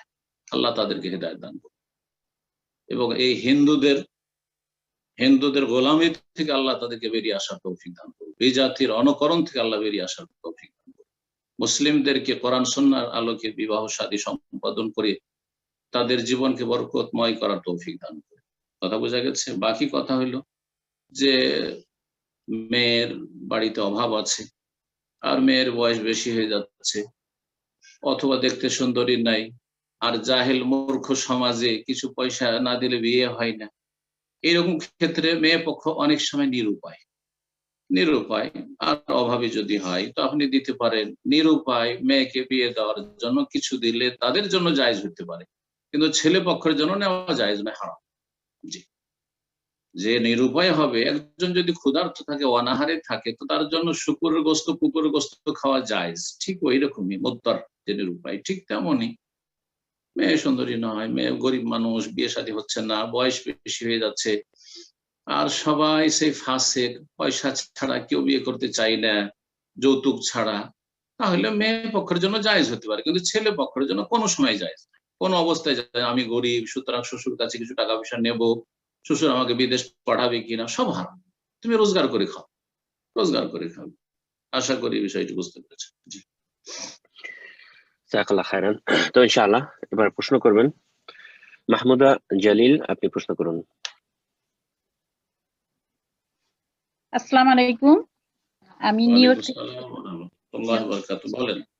আমার প্রশ্ন হলো যে আমার হাজবেন্ডের বদলি হজ করাতে চাই, তো বদলি হজ করাতে হলে আমি যে ব্যক্তিকে দিয়ে বদলি হজ করাবো সেই ব্যক্তি কি পূর্বে হজ করার অভিজ্ঞতা থাকতে হবে, নাকি পূর্বে অভিজ্ঞতা নাই হজ করার, নতুন ব্যক্তিকে দিয়ে আমি করাতে পারবো? একটা প্রশ্ন। আর একটা প্রশ্ন হলো যে বদলি হজ যাকে দিয়ে করাবো তার ক্রাইটেরিয়া কেমন থাকতে হবে, মানে কেমন ব্যক্তিকে দিয়ে আমি বদলি হজ করাতে পারবো, এইটা চাই। দ্বিতীয় প্রশ্ন কি বললেন, ক্লিয়ার হলো না। দ্বিতীয় প্রশ্ন হলো যে ব্যক্তিকে দিয়ে আমার হাজবেন্ডের বদলি হজ করাতে চাই সেই ব্যক্তি কেমন ধরনের হতে হবে, অর্থাৎ তার কি ক্রাইটেরিয়া থাকতে হবে, এইটা প্রশ্ন করেছেন যে বদলি হজ করাবো আমার স্বামীর অন্য কাউকে দিয়ে। স্বামী কি মৃত না জীবিত না সুস্থ? অসুস্থ, একটু বলতে হবে, মানে লাইনে নেই, তাই না? জি আছে, আপনার ফোনটা আবার আনমিউট করে নিন মাহমুদা জলিল, আপনি ফোনটা আনমিউট করে নিন মাহমুদা জলিল। জি জি শায়েখ। স্বামী মৃত? হ্যাঁ, আমার স্বামী মারা গেছেন 2 বছর আগে, তো ওনার বদলি হজ করাতে চাই। ঠিক আছে, আচ্ছা ঠিক আছে। যদি কোনো ব্যক্তি মৃত হয় অথবা এমন অসুস্থ অচল বিছানা থেকে চলাফেরা করে উঠতে পারছে না বা নিজে এসে হজ সম্পাদন করতে সক্ষম নয়, এই দুটো ক্ষেত্রে বদলি হজ চলবে। তার মানে কোনো সুস্থ ব্যক্তির পক্ষ থেকে হজ বা উমরা চলবে না। অনেকেই কিন্তু যারা সৌদি আরবে প্রবাসী তারা সুস্থ সবল ব্যক্তির পক্ষ থেকে বদলি হজ উমরা করে। আমার আব্বার পক্ষ থেকে করছে, আমার আম্মার পক্ষ থেকে, অথচ সুস্থ 50-60 বছর 70 বছর বয়স, কেন বদলি করেছেন? কেন আসতে পারবে না? বলছে টাকা পয়সা নেই। টাকা পয়সা না থাকলে বদলি হজ নেই, বদলি উমরা নেই। এইরকমই অনেক বাংলাদেশি ভাইদেরকে জানি যারা এখানে থাকে, বিয়ে করে এসছে আর উমরায় গেছে। কার উমরা? বলছে এটা আমার স্ত্রীর উমরা। লা হাওলা ওয়ালা কুওয়াতা ইল্লা বিল্লাহ। তোমার স্ত্রীর যুবতী, তার কিসের বদলি উমরা? তো মৃত ব্যক্তির পক্ষ থেকে বদলি হজ উমরা অথবা অচল ব্যক্তি অক্ষম ব্যক্তির পক্ষ থেকে বদলি হজ উমরা। যদি সেই ব্যক্তি পয়সাওয়ালা ছিল, তার হজ ফরজ ছিল, তাহলে আর করতে পারেনি, তাহলে বদলি হজ আর ওসিয়ত করে গিয়ে থাকে তো সেই বদলি হজ করা ফরজ। আর যদি ধন সম্পদ থাকে, ছিল, ফরজ ছিল, করছি করে করা হয়নি, তাহলেও সেই ফরজ আদায় করা দেওয়া উচিত, যাতে করে মুক্ত হয়ে যান তিনি। না হলে আল্লাহর কাছে তিনি গুনাহগার হবেন, গুনাহগার হয়ে হাজির হবেন। তো এ হচ্ছে বদলি হজ। বদলি হজ কখন করবেন, কোন অবস্থায়? বদলি হজ কাকে দিয়ে করাবেন? একজন দিনদার ব্যক্তিকে দিয়ে করাবেন, যার আকীদার সহি, শিরকি বেদাতি আকীদার সুফি, এটা হুজুর দেখে করিয়ে দিলেন, অথচ সুফি, সে বেদাতি আকীদায় বিশ্বাসী, না বেদাতিকে দিয়ে, বেদাতি তরিকার হজ করে যাবে, করাবেন না। তাওহীদ সুন্নতের পাবন, যার তাওহীদ ঠিক আছে, মাজার পূজা মুক্ত, পীর পূজা মুক্ত, এই সুফি মুক্ত, মিলাদ এইসব থেকে মুক্ত, এইরকম কোরআন সুন্নাহ অনুসারী ব্যক্তি, দিনদার ব্যক্তিকে, আলেম হওয়া শর্ত নয়, আপনি দিনদার পরেজগার একজন সে আকীদার, তাকে দিয়েও করাতে পারবেন আপনি। তারপরে আরেকটি যে বিষয় যেটা জিজ্ঞেস করেছেন সেটা হচ্ছে যে যাকে দিয়ে বদলি হজ করাবো তার কি আগে থেকে হজ করা থাকতে হবে? হ্যাঁ, তার ফরজ হজ থেকে তিনি ফারিগ হয়ে আছেন, জীবনে একটা হজ করেছেন, নিজের ফরজ হজ অলরেডি করে ফেলছেন, এমন ব্যক্তিকে দিয়েই বদলি হজ করাতে হবে। এর দলিল হচ্ছে সুব্রমার হাদিস বলে প্রসিদ্ধ হাদিস। রাসূলুল্লাহ সাল্লাল্লাহু আলাইহি ওয়াসাল্লাম সেই বিদায় হজে একজন ব্যক্তিকে লাব্বাইক বলতে শুনছেন, বলছে লাব্বাইক আন সুব্রমা, আল্লাহ আমি হাজির হয়েছি হজ করার জন্য সুব্রমার পক্ষ থেকে। তখন রাসূলুল্লাহ জিজ্ঞেস করলেন যে ওমা সুব্রমা, সুব্রমা আবার কে? তখন বলেন আখুল্লি আও কারিবুনলি, আমার ভাই অথবা নিকট আত্মীয়, তার পক্ষ থেকে আমি বদলি হজ করছি। তখন রাসূলুল্লাহ সাল্লাল্লাহু আলাইহি ওয়াসাল্লাম বললেন হাজাজতা আন নাফসিক, তুমি কি নিজের হজ করেছো? তিনি বললেন যে লা, আমি তো নিজের হজ করিনি, কিন্তু প্রথম হজে আসছি, কিন্তু মনে করছি যে আমার ওই ভাইয়ের পক্ষ থেকে বা ওই আত্মীয়র পক্ষ থেকে এটা বদলি হজ করিনি, আমারটা।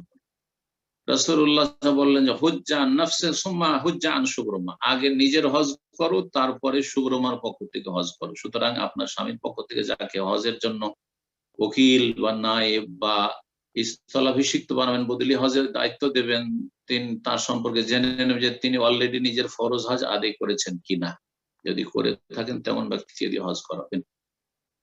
আর যদি এমন ব্যক্তিকে দিয়ে হজ করান যেই ব্যক্তি জীবনে হজ করে নিজের ফরজ হজ আদায় করেনি, তাহলে সেই হজ আপনার স্বামীর হবে না, অটোমেটিকলি সেটি তার পক্ষ থেকে হজ হয়ে যাবে, আর পরে তাকে অন্যের পক্ষ থেকে হজ করতে হবে। সুতরাং সে যতই বলুক যে আমি অমুকের পক্ষ থেকে হজ করছি, আপনার স্বামীর পক্ষ থেকে হয়তো লাভদায়ক করেছে, সেই হজ হবে না। এটা মাসআলা অনেকেই জানে না, ভুল করে।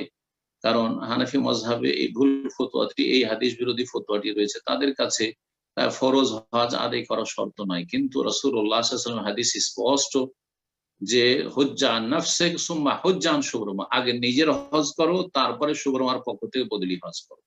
আশা করি বিষয়টি বুঝতে পেরেছেন। বেনামাজি দিকে হজ করাবেন না। আধা নামাজিকে দিয়ে, একটা লোক ফজর পড়ে না, ওকে দিয়ে পাঠিয়ে দিলেন, আত্মীয়, যা ভাই, ভাইকে পাঠিয়ে দিলেন, যা ভাই তুই আমার পক্ষ থেকে হজ না, বা আমার স্বামীর পক্ষ থেকে হজ করে না, জায়েজ নাই। বেনামাজি হজ করে কোনো লাভ নেই। সুতরাং যেন বেনামাজি না হয়, বিদাতি না হয়, শিরকি আকীদার লোক না হয়, পরহেজগার মানে কমপক্ষে 5 ওয়াক্ত সালাতের পাবন, আর তারপরে সেই ব্যক্তি শিরক বিদআতে লিপ্ত নেই, বড় বড় কাবিরা গুনাহ নেই, সুদখোর, ঘুষখোর, বেঈমান এরকম নয়, মোটামুটি বাহ্যিক পরহেজগার, এইরকম লোককে দিয়ে হজ করাবেন। আল্লাহ যেন এই হজ কবুল করেন এবং আল্লাহ যেন আপনাকে তৌফিক দান করেন। আমিন আমিন। ইনশাআল্লাহ এই পর্যায়ে প্রশ্ন করবেন এমডি জুলহাস, আপনি প্রশ্ন করুন। আসসালামু আলাইকুম ওয়া রাহমাতুল্লাহি ওয়া বারাকাতুহু। উস্তাদ জি, আমি লিবিয়া থেকে বলছিলাম। জি, কোরিয়া লিবিয়া নাকি? থেকে বলছিলাম উস্তাদ। লিবিয়া? লিবিয়া।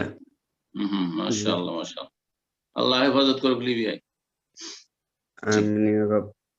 উস্তাদ জি, লিবিয়া থেকে যে মানুষ সাগর পথে ইতালি যায় এবং এই পথে যে কিছু লোক পৌঁছায় এবং কিছু লোক মারা যায়, এদের হুকুম হবে কি? এবং যারা দালালের লোকজন পাঠায় তাদের বিশেষ যারা এসবের দালালি করছে তারা হারাম খাচ্ছে, আর যারা এসব জানের ঝুঁকি নিয়ে এইভাবে যাচ্ছে তারা হারাম নাজায়েজ কাজ করছে।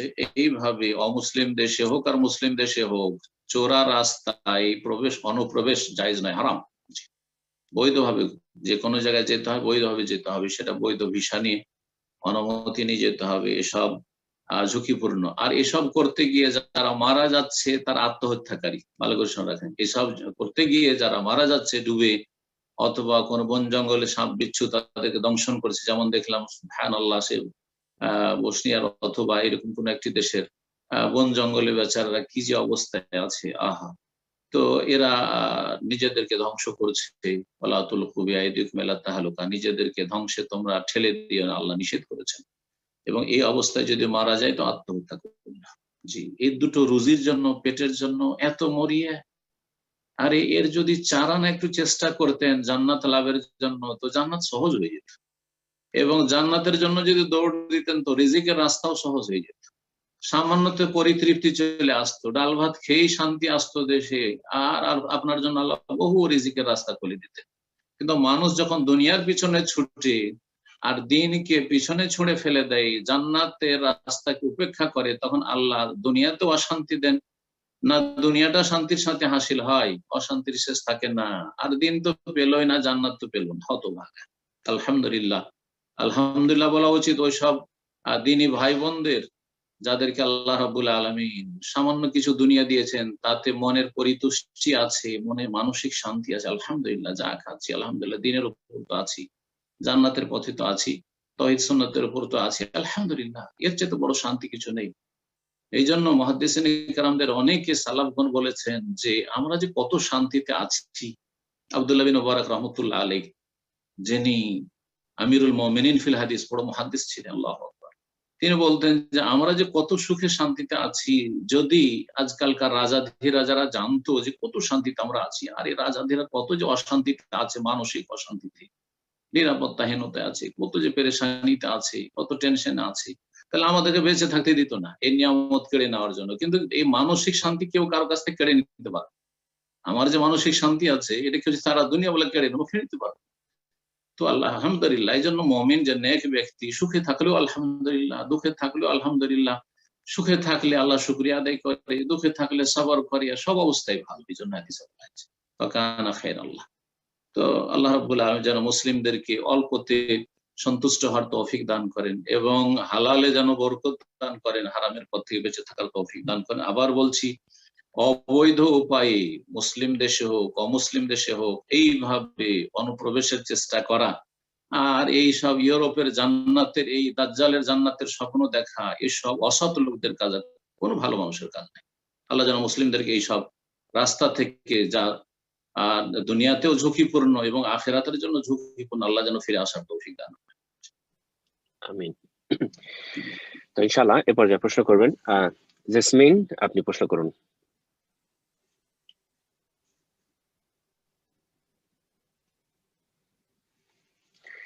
জি জেসমিন, আপনার ফোনটা আনমিউট করে নিন।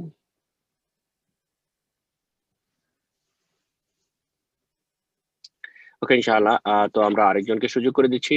এবার যা প্রশ্ন করবেন তাসলিমা বেগম, আপনি প্রশ্ন করুন।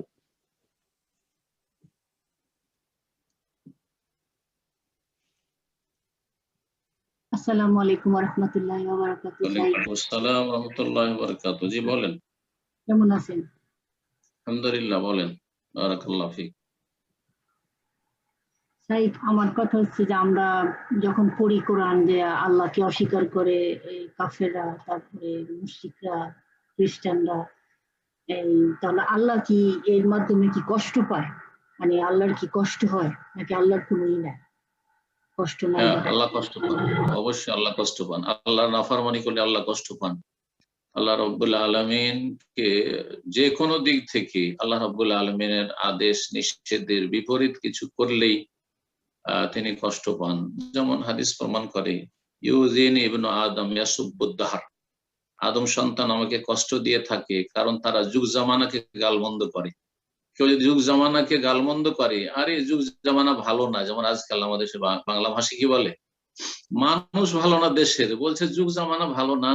জি হ্যাঁ, তারপরে আজকের দিনটা ভালো না, এই 2020 সালটা ভালো না, যেমন এই বছরটাই, এমনকি আরবদেরকে বলতে শোনা যাচ্ছে, আল্লাহ হিদায়াত করে এইসব লোকদেরকে, যারা বলে থাকে যে 2020 সালটা হচ্ছে হ্যাঁ অশুভ সাল, আউযুবিল্লাহ, কারণ করোনার বছর।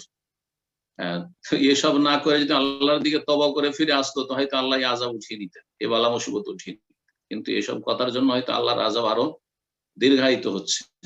তো মানুষকে তওবা করার আল্লাহ তৌফিক দান করুন। যে কোনো ইসলাম বিরোধী কথা বা আকীদা বিরোধী কথা আর ভালো পথের বিপরীত কোনো কথা, পাপের কথায় আল্লাহ কষ্ট পান। আল্লাহ রাব্বুল আলামিন সম্পর্কে বান্দা যখন বলে যে আল্লাহ সন্তান রয়েছে, যেমন খ্রিস্টানদের আকীদা, ইহুদিদের আকীদা উযাইর আল্লাহর পুত্র, ঈসা আলাইহিস সালাম আল্লাহর পুত্র, সন অফ গড, এতে আল্লাহ কষ্ট পান। জি জি, জাযাকাল্লাহ খাইরান। তো ইনশাআল্লাহ এ পর্যায়ে প্রশ্ন করবেন। আমরা আবারও সুযোগ করে দিচ্ছি বোনকে। জেসমিন, আপনি প্রশ্ন করুন, ফোনটা আনমিউট করে নিন।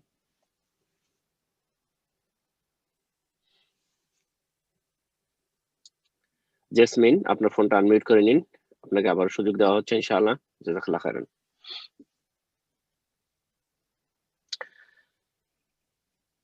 সম্ভবত সিস্টেম বুঝতে পারছেন না, তো ইনশাআল্লাহ আমরা আরেকজনকে সুযোগ করে দিচ্ছি। এ পর্যায়ে প্রশ্ন করবেন আলতাফ হোসেন, আপনি প্রশ্ন করুন।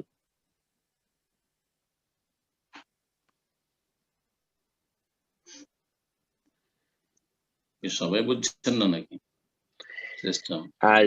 জি আলতাফ হোসেন, আচ্ছা আমরা যারা প্রশ্ন করার জন্য হ্যান্ড রাইজ করেছি, অবশ্যই আমরা একটু স্ক্রিনের দিকে ফলো করব। যখনই আপনাকে আনমিউট করা হয়, আপনার নাম বলা হয়, আপনারা ফোনটা অপশন ফলো করুন। আপনাকে বলা হচ্ছে ফোনটা আনমিউট করার জন্য। আলতাফ হোসেন, আপনি ফোনটা আনমিউট করে নিন, প্রশ্ন করুন।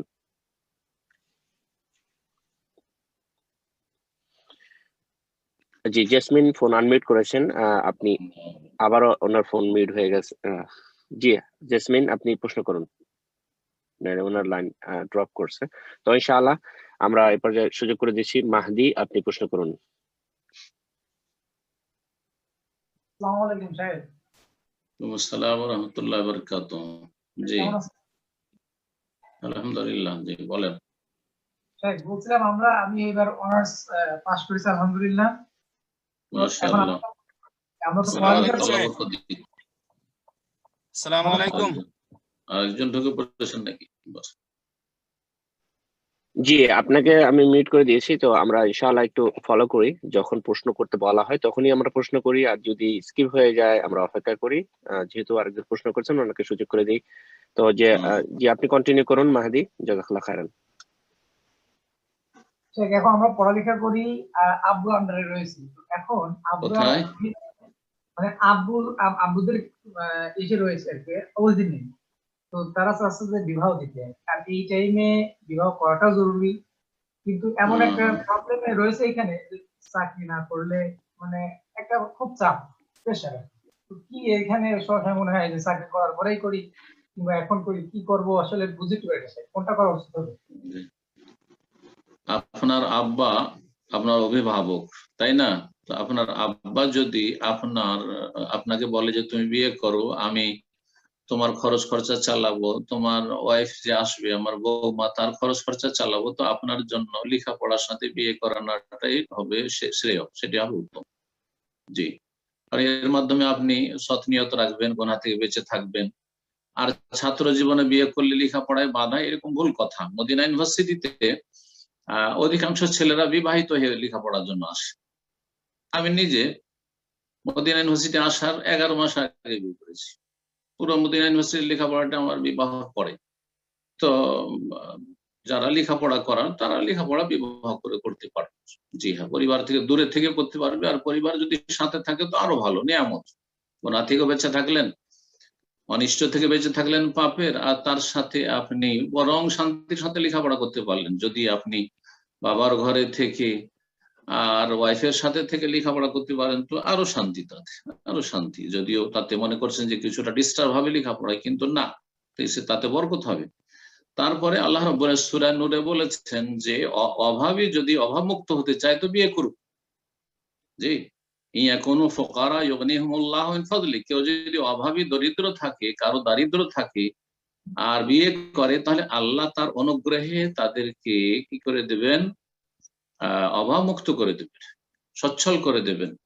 এই জন্য আব্দুল্লাহ বিন মাসউদ রাদিয়াল্লাহু তাআলা আনহু এই আয়াতের তাফসিরে বলতেন, মান আরাদাল গিনা ফালিয়াতাজাওয়াজ, কেউ যদি সচ্ছল হতে চায়, অভাবমুক্ত হতে চায়, সে যেন তাড়াতাড়ি বিয়ে করে ফেলে। বিয়ে করলে বরকত হয়, বিয়ে করলে মানুষ টাকা পয়সা বাঁচাতে পারে, রোজগারের জন্য ছুটাছুটি করতে পারে। তার আগে কিন্তু আইলসামি করে। বিয়ে যদি না করেছে, কাঁধে যেহেতু বোঝা চাপেনি, সেই জন্য অলসতা করে। বিয়ের পরে মানুষ কর্মঠ হয় এবং তাতে বরকত হয়, আল্লাহর পক্ষ থেকে রিজিক নেমে আসে। সুতরাং বিয়ে করাটা ভালো হবে যদি দেখা যায় যে আপনার আব্বা আপনাকে বিয়ে দিতে চাইছে এবং আপনার আব্বা আপনার এই সব দায় দায়িত্ব আর্থিক কিছুটা নিতে চাইছে, তাহলে বিয়ে করে ফেলুন, এতে বরকত হবে ইনশাআল্লাহ। জি, জাযাকাল্লাহ খাইরান। তো ইনশাআল্লাহ আবারও সুযোগ করে দিচ্ছি আলতাফ হোসেন, আপনি প্রশ্ন করুন।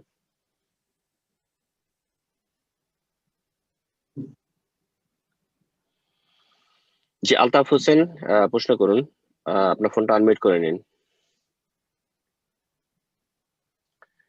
সম্মানিত দিনী ভাই বোনেরা, যারা আমরা প্রশ্ন করার জন্য হ্যান্ড রেজ করেছি, প্রত্যেকেরই মনোযোগ আকর্ষণ করছি যে আমরা যখন প্রশ্ন করার জন্য বলি, আপনাদের নাম বলা হয়, অবশ্যই দ্রুত প্রশ্ন করার চেষ্টা করবেন। অন্যান্য ভাই বোনরা অপেক্ষায় আছেন প্রশ্ন করার জন্য, তো আমরা সময়কে কাজে লাগানোর চেষ্টা করি। আল্লাহ আমাদের তৌফিক দান করেন। শেষবারের মতো আবার বলছি, আলতাফ হোসেন, আপনি প্রশ্ন করুন।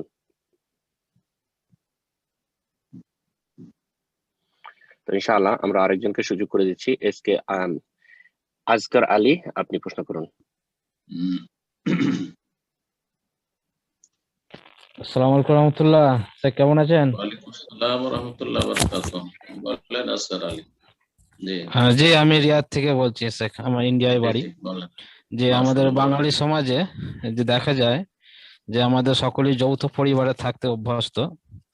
তো আমরা যখন দিনের জ্ঞান শিখি, যে আমরা যদি বাবা মাকে বলি যে আমরা আলাদা যৌথ পরিবারে না থেকে আলাদা থেকে পর্দার একটা হেফাজত হবে, তখন আব্বা মা কি চায় যে ছেলে বিবাহ শাদী করে মানে অন্যদিকে চলে যাচ্ছে। তো এইটা অনেকের ক্ষেত্রেই দেখা যায়।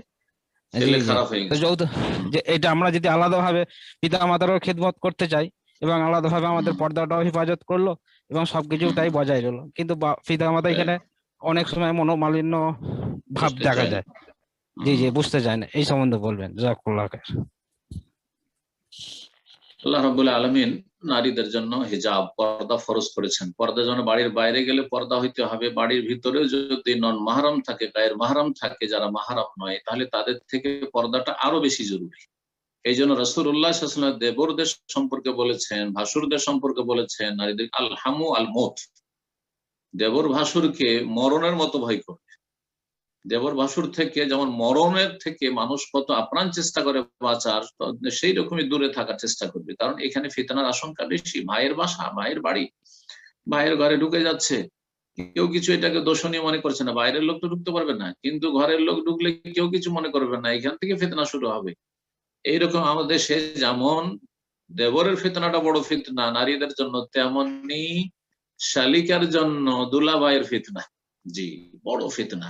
অধিকাংশ জেনাগুলি পারিবারিক জেনা আমাদের এই দুটো রাস্তা থেকে বেশি হচ্ছে, আর এর সাথে চাচাতো ভাই, মামাতো ভাই, খালাতো ভাই, এগুলোতে জেনাগুলি বেশি হচ্ছে।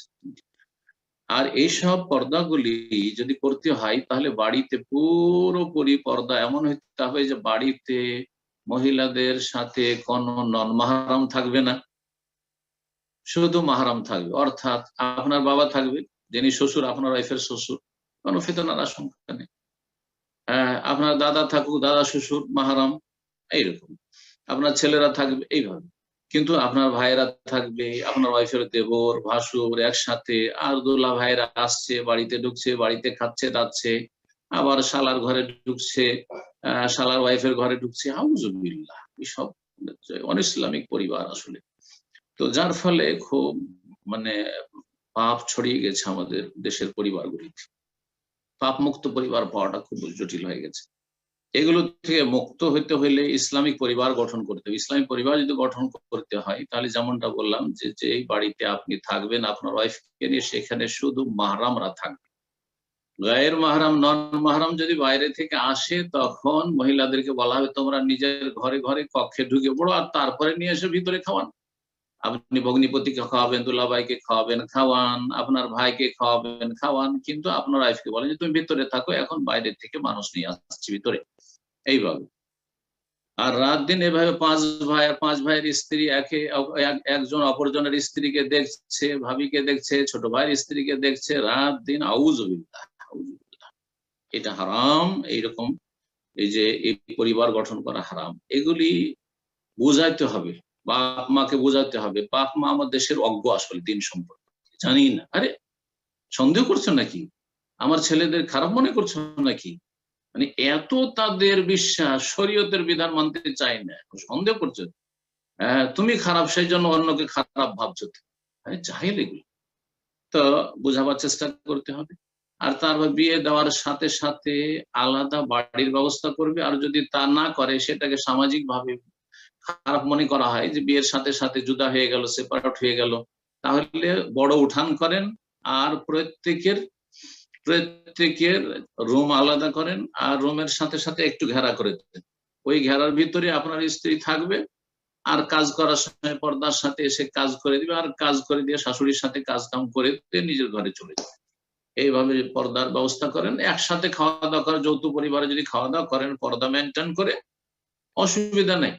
কিন্তু সেইভাবে কি পর্দা মেনটেন হচ্ছে না। সুতরাং সৌদি আরব বা আরব দেশগুলিতে যে সিস্টেমটা আছে এটা হচ্ছে শরীয়ত সম্মত। সেটা হচ্ছে বিয়ের যখনই কথা শুরু হচ্ছে তখনই, এখন বিয়ের কথা পাকাপাকি মোটামুটি ঠিক হয়ে গেছে, বিয়ে করে স্ত্রীকে নিয়ে সেপারেট বাসায় ফ্ল্যাটে, নাহলে একটা বিল্ডিং করেন, আর আপনারা 4 ভাই আছেন, 4 ভাই 4টা ফ্ল্যাট করেন, 4টা ফ্ল্যাটে থাকলেন, পর্দার সাথে থাকলেন, আর আপনার আব্বা আম্মার সাথে এসে একসাথে খাওয়া দাওয়া করে নিলে পর্দার সাথে, আর খাওয়া দাওয়া করে নিজ নিজ ঘরে চলে গেল। এক কথায় যেই ব্যক্তি দিনকে বুঝবে, এই ইসলামী পরিবার কাকে বলে এই বিষয়টা বুঝবে, আগে এলেম হাসিল করতে হবে, বাপ মাকে বুঝাইতে হবে, আর তারপরে আমল করবে, সেই ব্যক্তি সত্যিকারের ইসলামী পরিবার গঠন করতে পারবে। আল্লাহ যেন আপনাকে, আপনার পরিবারকে, আপনার বাপ মাকে সঠিক ইসলামী পরিবার গঠনের জ্ঞান অর্জনের তৌফিক দান করেন এবং সেই অনুযায়ী আমলের তৌফিক দান করেন।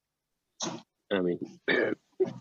তো ইনশাআল্লাহ এই পর্যায়ে প্রশ্ন করবেন আহমেদ, আপনি প্রশ্ন করেন।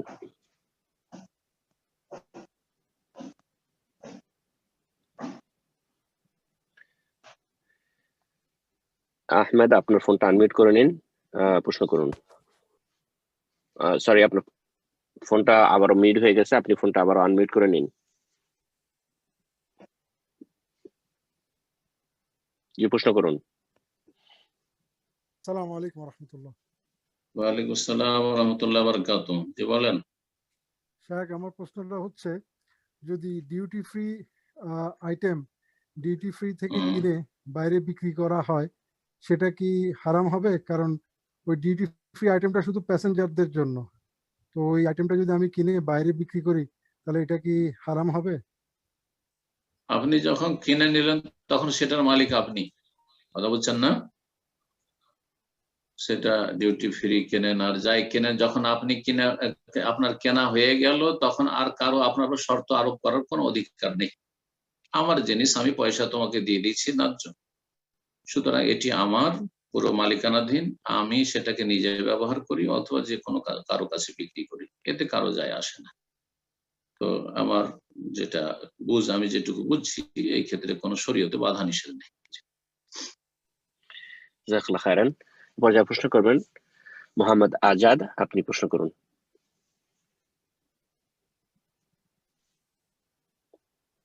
আসসালামু আলাইকুম শেখ। ওয়ালাইকুম আসসালাম ওয়া রাহমাতুল্লাহি ওয়া বারাকাতুহু। জি, কেমন আছেন শেখ? আলহামদুলিল্লাহ। কোথা থেকে বলছেন? আমি আমি পেনসিলভেনিয়া থেকে বলছি শেখ। আমার কোথায়? দুইটি পেনসিলভেনিয়া, ইউএসএ পেনসিলভেনিয়া। আচ্ছা আচ্ছা, মাশাআল্লাহ।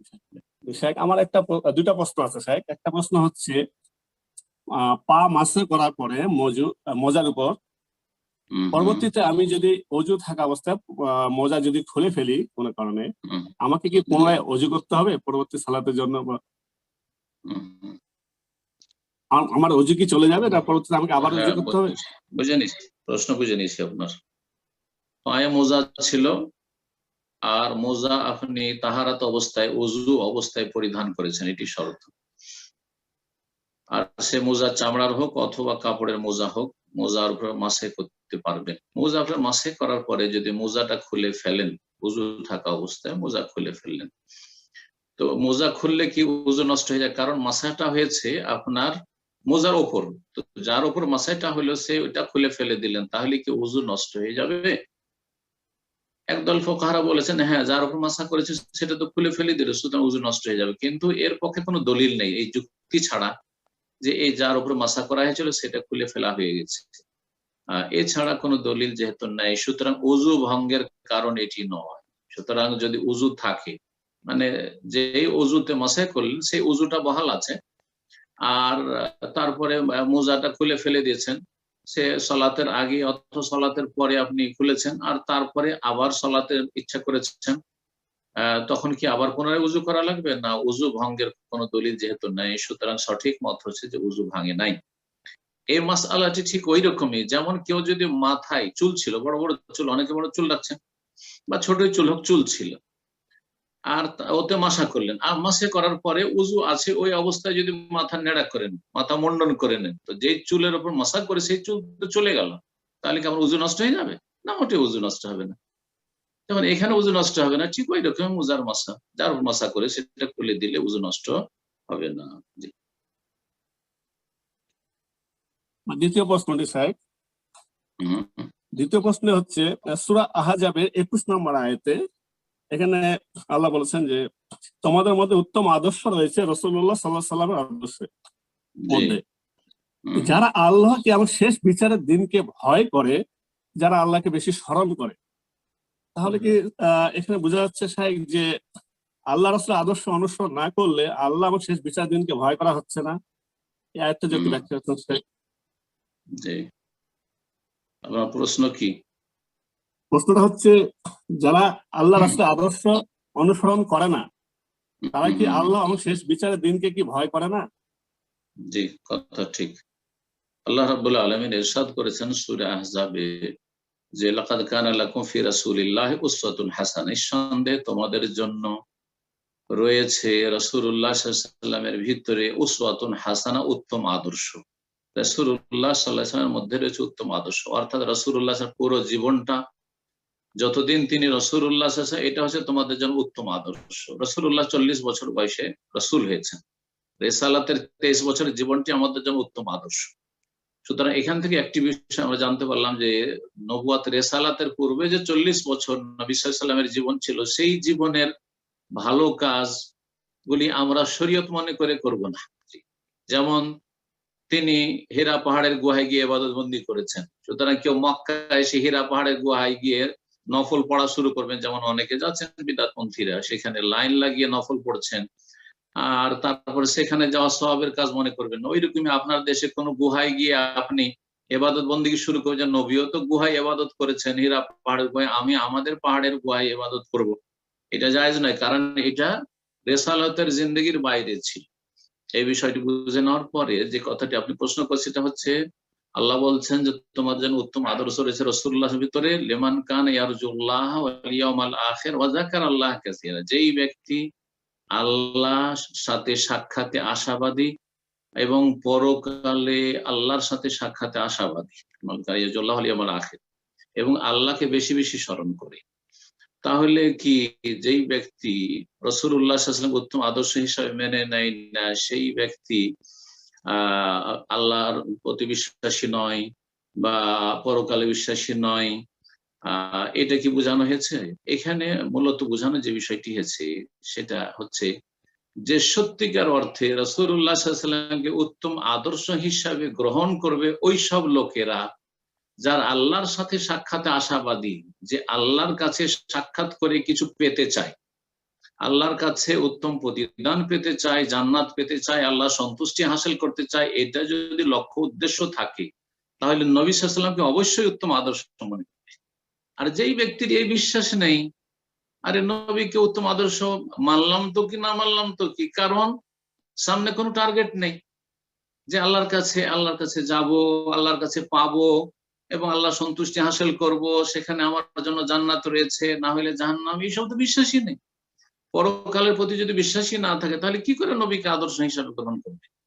এই জন্য বলা হয়েছে মূলত উপকৃত হবে রাসূলুল্লাহ সাল্লাল্লাহু আলাইহি ওয়াসাল্লাম উত্তম আদর্শ থেকে কারা, যারা আল্লাহর সাথে সাক্ষাতে বিশ্বাসী এবং পরকালে হাজির হইতে হবে এবং হিসাব দিতে হবে এতে বিশ্বাসী, জান্নাত জাহান্নামে বিশ্বাসী, এবং সত্যি সত্যি যারা আল্লাহকে স্মরণ করতে চায় তারা রাসূলুল্লাহ সাল্লাল্লাহু আলাইহি ওয়াসাল্লামকে উত্তম আদর্শ হিসাবে গ্রহণ করবে। আল্লাহর জিকির আজকারেরও দোহাই দেবেন, আমরা খুব জিকির পার্টি আর বেদাতি জিকির করছেন, ইল্লাল্লাহ ইল্লাল্লাহ, আল্লাহু আল্লাহর জিকির, যেমন আমাদের আলেম সাহেবরা টেনে টুনে আল্লাহু আর ইল্লাল্লাহ অসম্পূর্ণ জিকিরকে জায়েজ করার চেষ্টা করছেন। নবী সাল্লাল্লাহু আলাইহি ওয়াসাল্লামের আদর্শ কোথায়? নবী সাল্লাল্লাহু আলাইহি ওয়াসাল্লাম আদর্শের নবী জীবনে একবার ইল্লাল্লাহ জিকির করেছেন, আল্লাহ জিকির করেছেন, হু হু তোমাদের জিকির করেছেন, এই 6 লতিফার জিকির করেছেন, এসব কোথায় পেলে? তো যখন নবী সাল্লাল্লাহু আলাইহি ওয়াসাল্লাম জিকির করেননি আর তুমি আল্লাহর জিকির করতে চাইছো, তো নবীর আদর্শে আসো, উসওয়াতুন হাসানা তোমার রাসূলুল্লাহ সাল্লাল্লাহু আলাইহি ওয়াসাল্লাম। আশা করি বিষয়টি স্পষ্ট হয়েছে। তার সাথে আরো কয়েকটি কথা এখানে বললাম যাতে করে আপনাদের ফায়দা হয়। জাযাকুমুল্লাহু খাইরান। বারাকাল্লাহু ফিকুম। তো আমরা প্রোগ্রামের একদম শেষ পর্যায়ে চলে এসেছি। এ পর্যায়ে প্রশ্ন করবেন সাজেদা, আপনি প্রশ্ন করুন।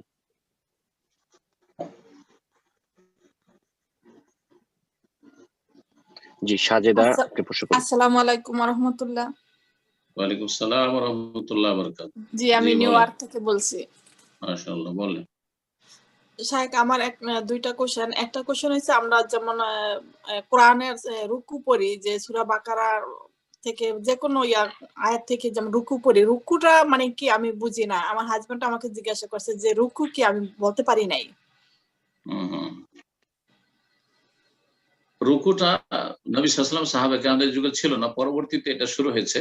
ওর একটা তথ্য আছে, আমার সামনে ভুলে যাচ্ছি বিষয়টি, ইনশাআল্লাহ তাআলা প্রয়োজনে কোনো এক সময় সামনের সপ্তাহে হয়তো বলে দেব। আপনি সামনের সপ্তাহে হাজির থাকবেন। জি। আর অন্য প্রশ্ন করেন। আরেকটা কোশ্চেন যে এক লোক মনে করেন থেকে ব্যাংক থেকে উনি সুদের উপর লোন আনছে 2 লাখ টাকার মতো, কিন্তু উনি দেওয়ার মতো কোনো ওনার এবিলিটি নাই, তো ওই সুদ হইতেছে, তো ওই লোনটা যদি আরেকটা লোক মনে করেন পরিশোধ করে, এটার বিনিময়ে কি সে যা আখিরাতে আল্লাহর কাছে পুরস্কৃত হবে? তাকে যদি সুদ মুক্ত করার উদ্দেশ্যে করে, জি সুদ মুক্ত করার উদ্দেশ্যে, হ্যাঁ, একটা হচ্ছে সুদ মুক্ত করার উদ্দেশ্য থাকতে হবে। দ্বিতীয়, যেই ব্যক্তির উপকার করছে সেই ব্যক্তি যেন সৎ নিয়ত থাকে, এমন নয় যে এই সময় তো হেল্পটা নিয়ে নিল আবার আরেকবার লোনে ঢুকে গেল, কারণ ও সুদ থেকে মুক্ত হতে চায় না। তো এরকম অসৎ লোকদের সহযোগিতা করা জায়েজ নেই। কিন্তু যদি সে তার অনুশোচনা হয়, সে লজ্জিত হয়, অনুতপ্ত হয় যে আমি অন্যায় কাজ করে ফেলেছি, আমি তো মুক্ত হতে পারছি না, আমার খুব খারাপ লাগছে, কষ্ট লাগছে যে আমি পাপে ডুবে আছি, সুতরাং তার হিতাকাঙ্ক্ষী হয়ে তাকে যদি সুদমুক্ত করার জন্য হেল্প করেন তো ইনশাআল্লাহ সওয়াব পাবেন। কারণ একজন মুসলিম ভাই গুনাহ যখন করে তখন সে ডুবন্ত ব্যক্তি, ডুবা ব্যক্তিকে যেমন উদ্ধার করলে সওয়াব, তেমন এই ব্যক্তি গুনাহে হাবুডুবু খাচ্ছে, তাকে গুনাহ থেকে উদ্ধার করার জন্য আপনি সহযোগিতা করেছেন, হেল্প করেছেন, নেকি পাবেন ইনশাআল্লাহ। ভালো মানুষদের উপকার করবেন, খারাপদের নয়। যেই ব্যক্তি তওবা করে ফিরে আসবে তাকে উদ্ধার করার চেষ্টা করবে, যে তওবা করবে না তার উপকার করবেন না। জি জাযাকাল্লাহু খাইরান। তো ইনশাআল্লাহ আজকে প্রোগ্রামের সর্বশেষ প্রশ্ন নিচ্ছি আমরা। আর বাকি যারা প্রশ্ন করতে পারলেন না আজকে, আমরা চেষ্টা করব নেক্সট উইকে নিউ ইয়র্ক টাইম দুপুর 1টায় এবং বাংলাদেশ টাইম রাত্রি 12টায় প্রোগ্রাম অ্যাটেন্ড করে হ্যান্ড রেজ করার জন্য আমরা আপনাদের প্রশ্নগুলো নেক্সট উইকে প্রথমে থেকে নেওয়ার চেষ্টা করবো ইনশাআল্লাহ। আজকের প্রোগ্রামের সর্বশেষ প্রশ্ন করবেন মোহাম্মদ মানিক, আপনি প্রশ্ন করুন।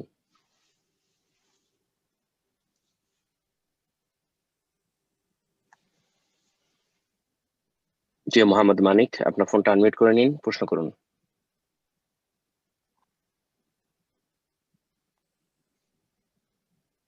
হয়তো বুঝছেন না উনি। জি, আমি আবারও আপনার সিস্টেমটা চেঞ্জ করে দিয়েছি। জি, প্রশ্ন করুন। জি, আপনার ফোন আনমিউট হয়েছে, আপনি প্রশ্ন করুন। আসসালামু আলাইকুম রহমতুল্লাহ বারাকাতুহু। ওয়ালাইকুম আসসালাম ওয়া রাহমাতুল্লাহি ওয়া বারাকাতুহু। জি বলেন। জি শাহেক, আমার একটা প্রশ্ন ছিল যে আমার এক বোন জানতে কোথা চাইছেন। থেকে বলছেন? আমি নিউ ইয়র্ক বাফালো থেকে বলছি। মাশাআল্লাহ, বলেন।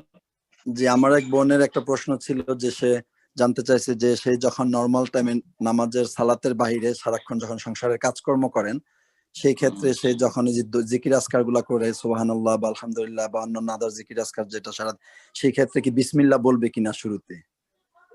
না না, জিকির আগে বিসমিল্লাহ নেই। যখন জিকির আজকার করবে, জিকির আগে রাসূলুল্লাহ বিসমিল্লাহ বলেননি। জিকির নবী সাল্লাল্লাহু আলাইহি ওয়াসাল্লাম করেছেন, যে আমলগুলি নবী সাল্লাল্লাহু আলাইহি ওয়াসাল্লাম করেছেন আর নবী সাল্লাল্লাহু আলাইহি ওয়াসাল্লাম জীবনে এসেছে বারবার করে, আর সেখানে বিসমিল্লাহ বলেনি, সেখানে বিসমিল্লাহ বলা সুন্নত নয়, বরং বিদআত হয়ে যায়, ভুল হবে। হ্যাঁ, আর এমনি সাধারণ যে কোনো ভালো কাজের ক্ষেত্রে বিসমিল্লাহ, আপনি পানাহার করেছেন বিসমিল্লাহ, হ্যাঁ, যে কোনো ভালো কাজ, কোনো কিছু উঠাতে যাচ্ছেন বিসমিল্লাহ, এইভাবে বিসমিল্লাহ বলবেন। আর যেখানে বিসমিল্লাহ বলার প্রমাণ রয়েছে সেগুলোতে বিসমিল্লাহ বলবেন। যে জায়গাগুলোতে রাসূলুল্লাহ বিসমিল্লাহ বলেছেন সেখানে বিসমিল্লাহ। সূরা শুরু করছেন, সূরা ফাতিহা বা অন্য সূরা শুরু করছেন, সূরা তওবা ছাড়া, তো সেখানে বিসমিল্লাহ পাঠ করবেন। আর এমনি যে কোনো ভালো কাজ করলে বিসমিল্লাহ। ধরেন একটা কথা বলা শুরু করছেন, বিসমিল্লাহ বলেন, অসুবিধা নেই, আলহামদুলিল্লাহ বলেন, অথবা শুধু আলহামদুলিল্লাহ ক্ষান্ত করেন, আর সালাতু ওয়াস সালামু আলা রাসূলিল্লাহ, আল্লাহর প্রশংসা এবং নবী সাল্লাল্লাহু আলাইহি ওয়াসাল্লাম দুরূদ ও সালাম। কিন্তু আপনি এমন জায়গায় আপনি বিসমিল্লাহ বলবেন যেই জায়গাগুলি নবী সাল্লাল্লাহু জীবনে অহরহ এসেছে কিন্তু তিনি বিসমিল্লাহ বলেননি, তাহলে আপনি বিসমিল্লাহ বলবেন। জিকির আজকার আগে বিসমিল্লাহ নয়, আত্তাহিয়াত পড়ার আগে বিসমিল্লাহ না, আল্লাহুম্মা সাল্লি আলা মুহাম্মদ পড়ার আগে বিসমিল্লাহ না, এইভাবে আর কি। তাকবীরে তাহরিমার আগে অনেকে বলে যে নামাজ শুরু করছে, ভালো কাজ তো শুরু করছি, তো বিসমিল্লাহ না, বেদাত, জায়েজ নাই। তাকবীরে তাহরিম আল্লাহু আকবার দিয়ে সালাত শুরু করতে হবে। জি, এইভাবে। জাযাকুমুল্লাহ খাইর। বারাকাল্লাহু ফিকুম শাইখ। আমাদের বেশ কিছু তিনি ভাই বোনেরা আপনার কাছে দোয়া চেয়েছেন, আমাদের সকলের কাছে দোয়া চেয়েছেন। বিশেষ করে আমাদের এখানে মিশিগানে আমাদের মামুন ভাই, উনি আসলে হার্ট অ্যাটাক করেছিলেন গত পরশুদিন, গত কয়েকদিন, এই গত সপ্তাহে। তো আলহামদুলিল্লাহ উনি ভালো, এবং ওনার ওয়াইফ অনেক অসুস্থ, খুবই অসুস্থ, ওনার জন্য দোয়া করবেন ইনশাআল্লাহ। আর এখানে আমাদের প্রোগ্রামে আমাদের বেশ কিছু ভাই বোন আছেন, বিশেষ করে মোহাম্মদ আলম ভাই, উনি করোনা এফেক্টেড হয়েছেন, ওনার জন্য দোয়া চেয়েছেন, ওনার জন্য দোয়া করবেন। এবং আমাদের আরেক বোনও কল দিয়েছিলেন, আপনার কাছে দোয়া চেয়েছেন, উনি শারীরিকভাবে বিভিন্নভাবে বিভিন্ন জন অসুস্থ আছেন, সকলের জন্য একটু দোয়া করে শেষ করে দেন ইনশাআল্লাহ। জাযাকাল্লাহু খাইরান। জাযাকুমুল্লাহ খাইর। আল্লাহুম্মা ইশফি মারদানা ওয়া মারদাল মুসলিমিন, আল্লাহুম্মা ইশফি মারদানা ওয়া মারদাল মুসলিমিন, আল্লাহুম্মা ইশফি মারদানা ওয়া মারদাল মুসলিমিন। আল্লাহ রাব্বুল আলামিনের কাছে দোয়া করি, আল্লাহ রাব্বুল আলামিন আমাদেরকে যেন পূর্ণ সুস্থ রাখেন। যারা সুস্থ আছেন আল্লাহ যেন সুস্থ রাখেন, যারা অসুস্থ রয়েছেন আল্লাহ তাদের যেন দ্রুত পূর্ণ শিফা দান করেন, আরোগ্য দান করেন। এবং যারা দিনের দিক থেকে রোগী হয়ে রয়েছেন তাদেরকে আল্লাহ রাব্বুল আলামিন দিনের ক্ষেত্রে সুস্থতা দান করেন। যারা দুনিয়ার দিক থেকে, শারীরিক দিক থেকে অসুস্থ হয়ে রয়েছেন আল্লাহ তাদেরকে শারীরিক সুস্থতা দান করেন। মানসিক অশান্তিতে রয়েছেন আল্লাহ যেন মানসিক অশান্তি দূর করে দেন। যারা আমাদের মাঝে থেকে চলে গেছেন ইমানের অবস্থায় আল্লাহ তাদের গুনাহ খাতা মাফ করে দেন, জান্নাতুল ফিরদৌস দান করেন। বিশেষ করে যেসব ভাই বোনেরা আজকে অংশ নিয়েছেন এবং তারা দোয়া চেয়েছেন নিজেদের জন্য অথবা আপনজনদের জন্য, প্রিয়জনদের জন্য, মুমিন ভাই বোনদের জন্য, আল্লাহ রাব্বুল আলামিন সকল ভালো মানুষকে আল্লাহ যেন পূর্ণ শিফা দান করেন। এবং যারা ভুল পথে রয়েছে আল্লাহ তাদেরকে যেন হিদায়াত নসিব করেন, এবং যারা সঠিক পথে রয়েছে তাদেরকে দিনের ওপর সঠিক সরল পথের ওপর আল্লাহ যেন অটলতা দান করেন। আবার দোয়া করছে রব্বুল আলামিন যেন আমাদেরকে পূর্ণ সুস্থ রাখেন। যারা অসুস্থ হয়ে রয়েছেন, যারা দোয়া চেয়েছেন তাদেরকে আল্লাহ যেন পূর্ণ শিফা দান করেন, সুস্থ দান করেন। যারা করোনায় আক্রান্ত মুমিন মুমিনাত আল্লাহ তাদেরকে যেন পূর্ণ শিফা দান করেন। যারা বিভ্রান্ত তাদেরকে হেদায়েত দান করেন। এবং যারা শারীরিকভাবে অন্যান্য যারা অসুস্থ, যেমন একজন ভাইয়ের কথা বললেন যে তিনি হার্ট অ্যাটাক হয়েছে তার, এবং তার ওয়াইফ অসুস্থ রয়েছেন, আল্লাহ যেন তাদেরকে শিফা দান করেন। আল্লাহ রাব্বুল আলামিনের কাছে দোয়া করি, আল্লাহুম্মা ইশফি মারদানা ওয়া মারদাল মুসলিমিন। আল্লাহ আমাদের রোগীদেরকে শিফা দান করো এবং প্রত্যেক মুসলিম রোগীকে আল্লাহ তুমি শিফা দান করো। আল্লাহ আমাদের বালা মুসিবত দূর করে দাও, আমাদেরকে রহম করো, আমাদের গুনাহ খাতা তুমি মাফ করে দাও, এবং আমাদেরকে সংশোধন করে তোমার দিকে ফিরে আসার তৌফিক দান করো। সাল্লাল্লাহু সাল্লাম আলা নবিয়িনা মুহাম্মদ ওয়া আলা আলিহি ওয়া সাহবিহি আজমাইন।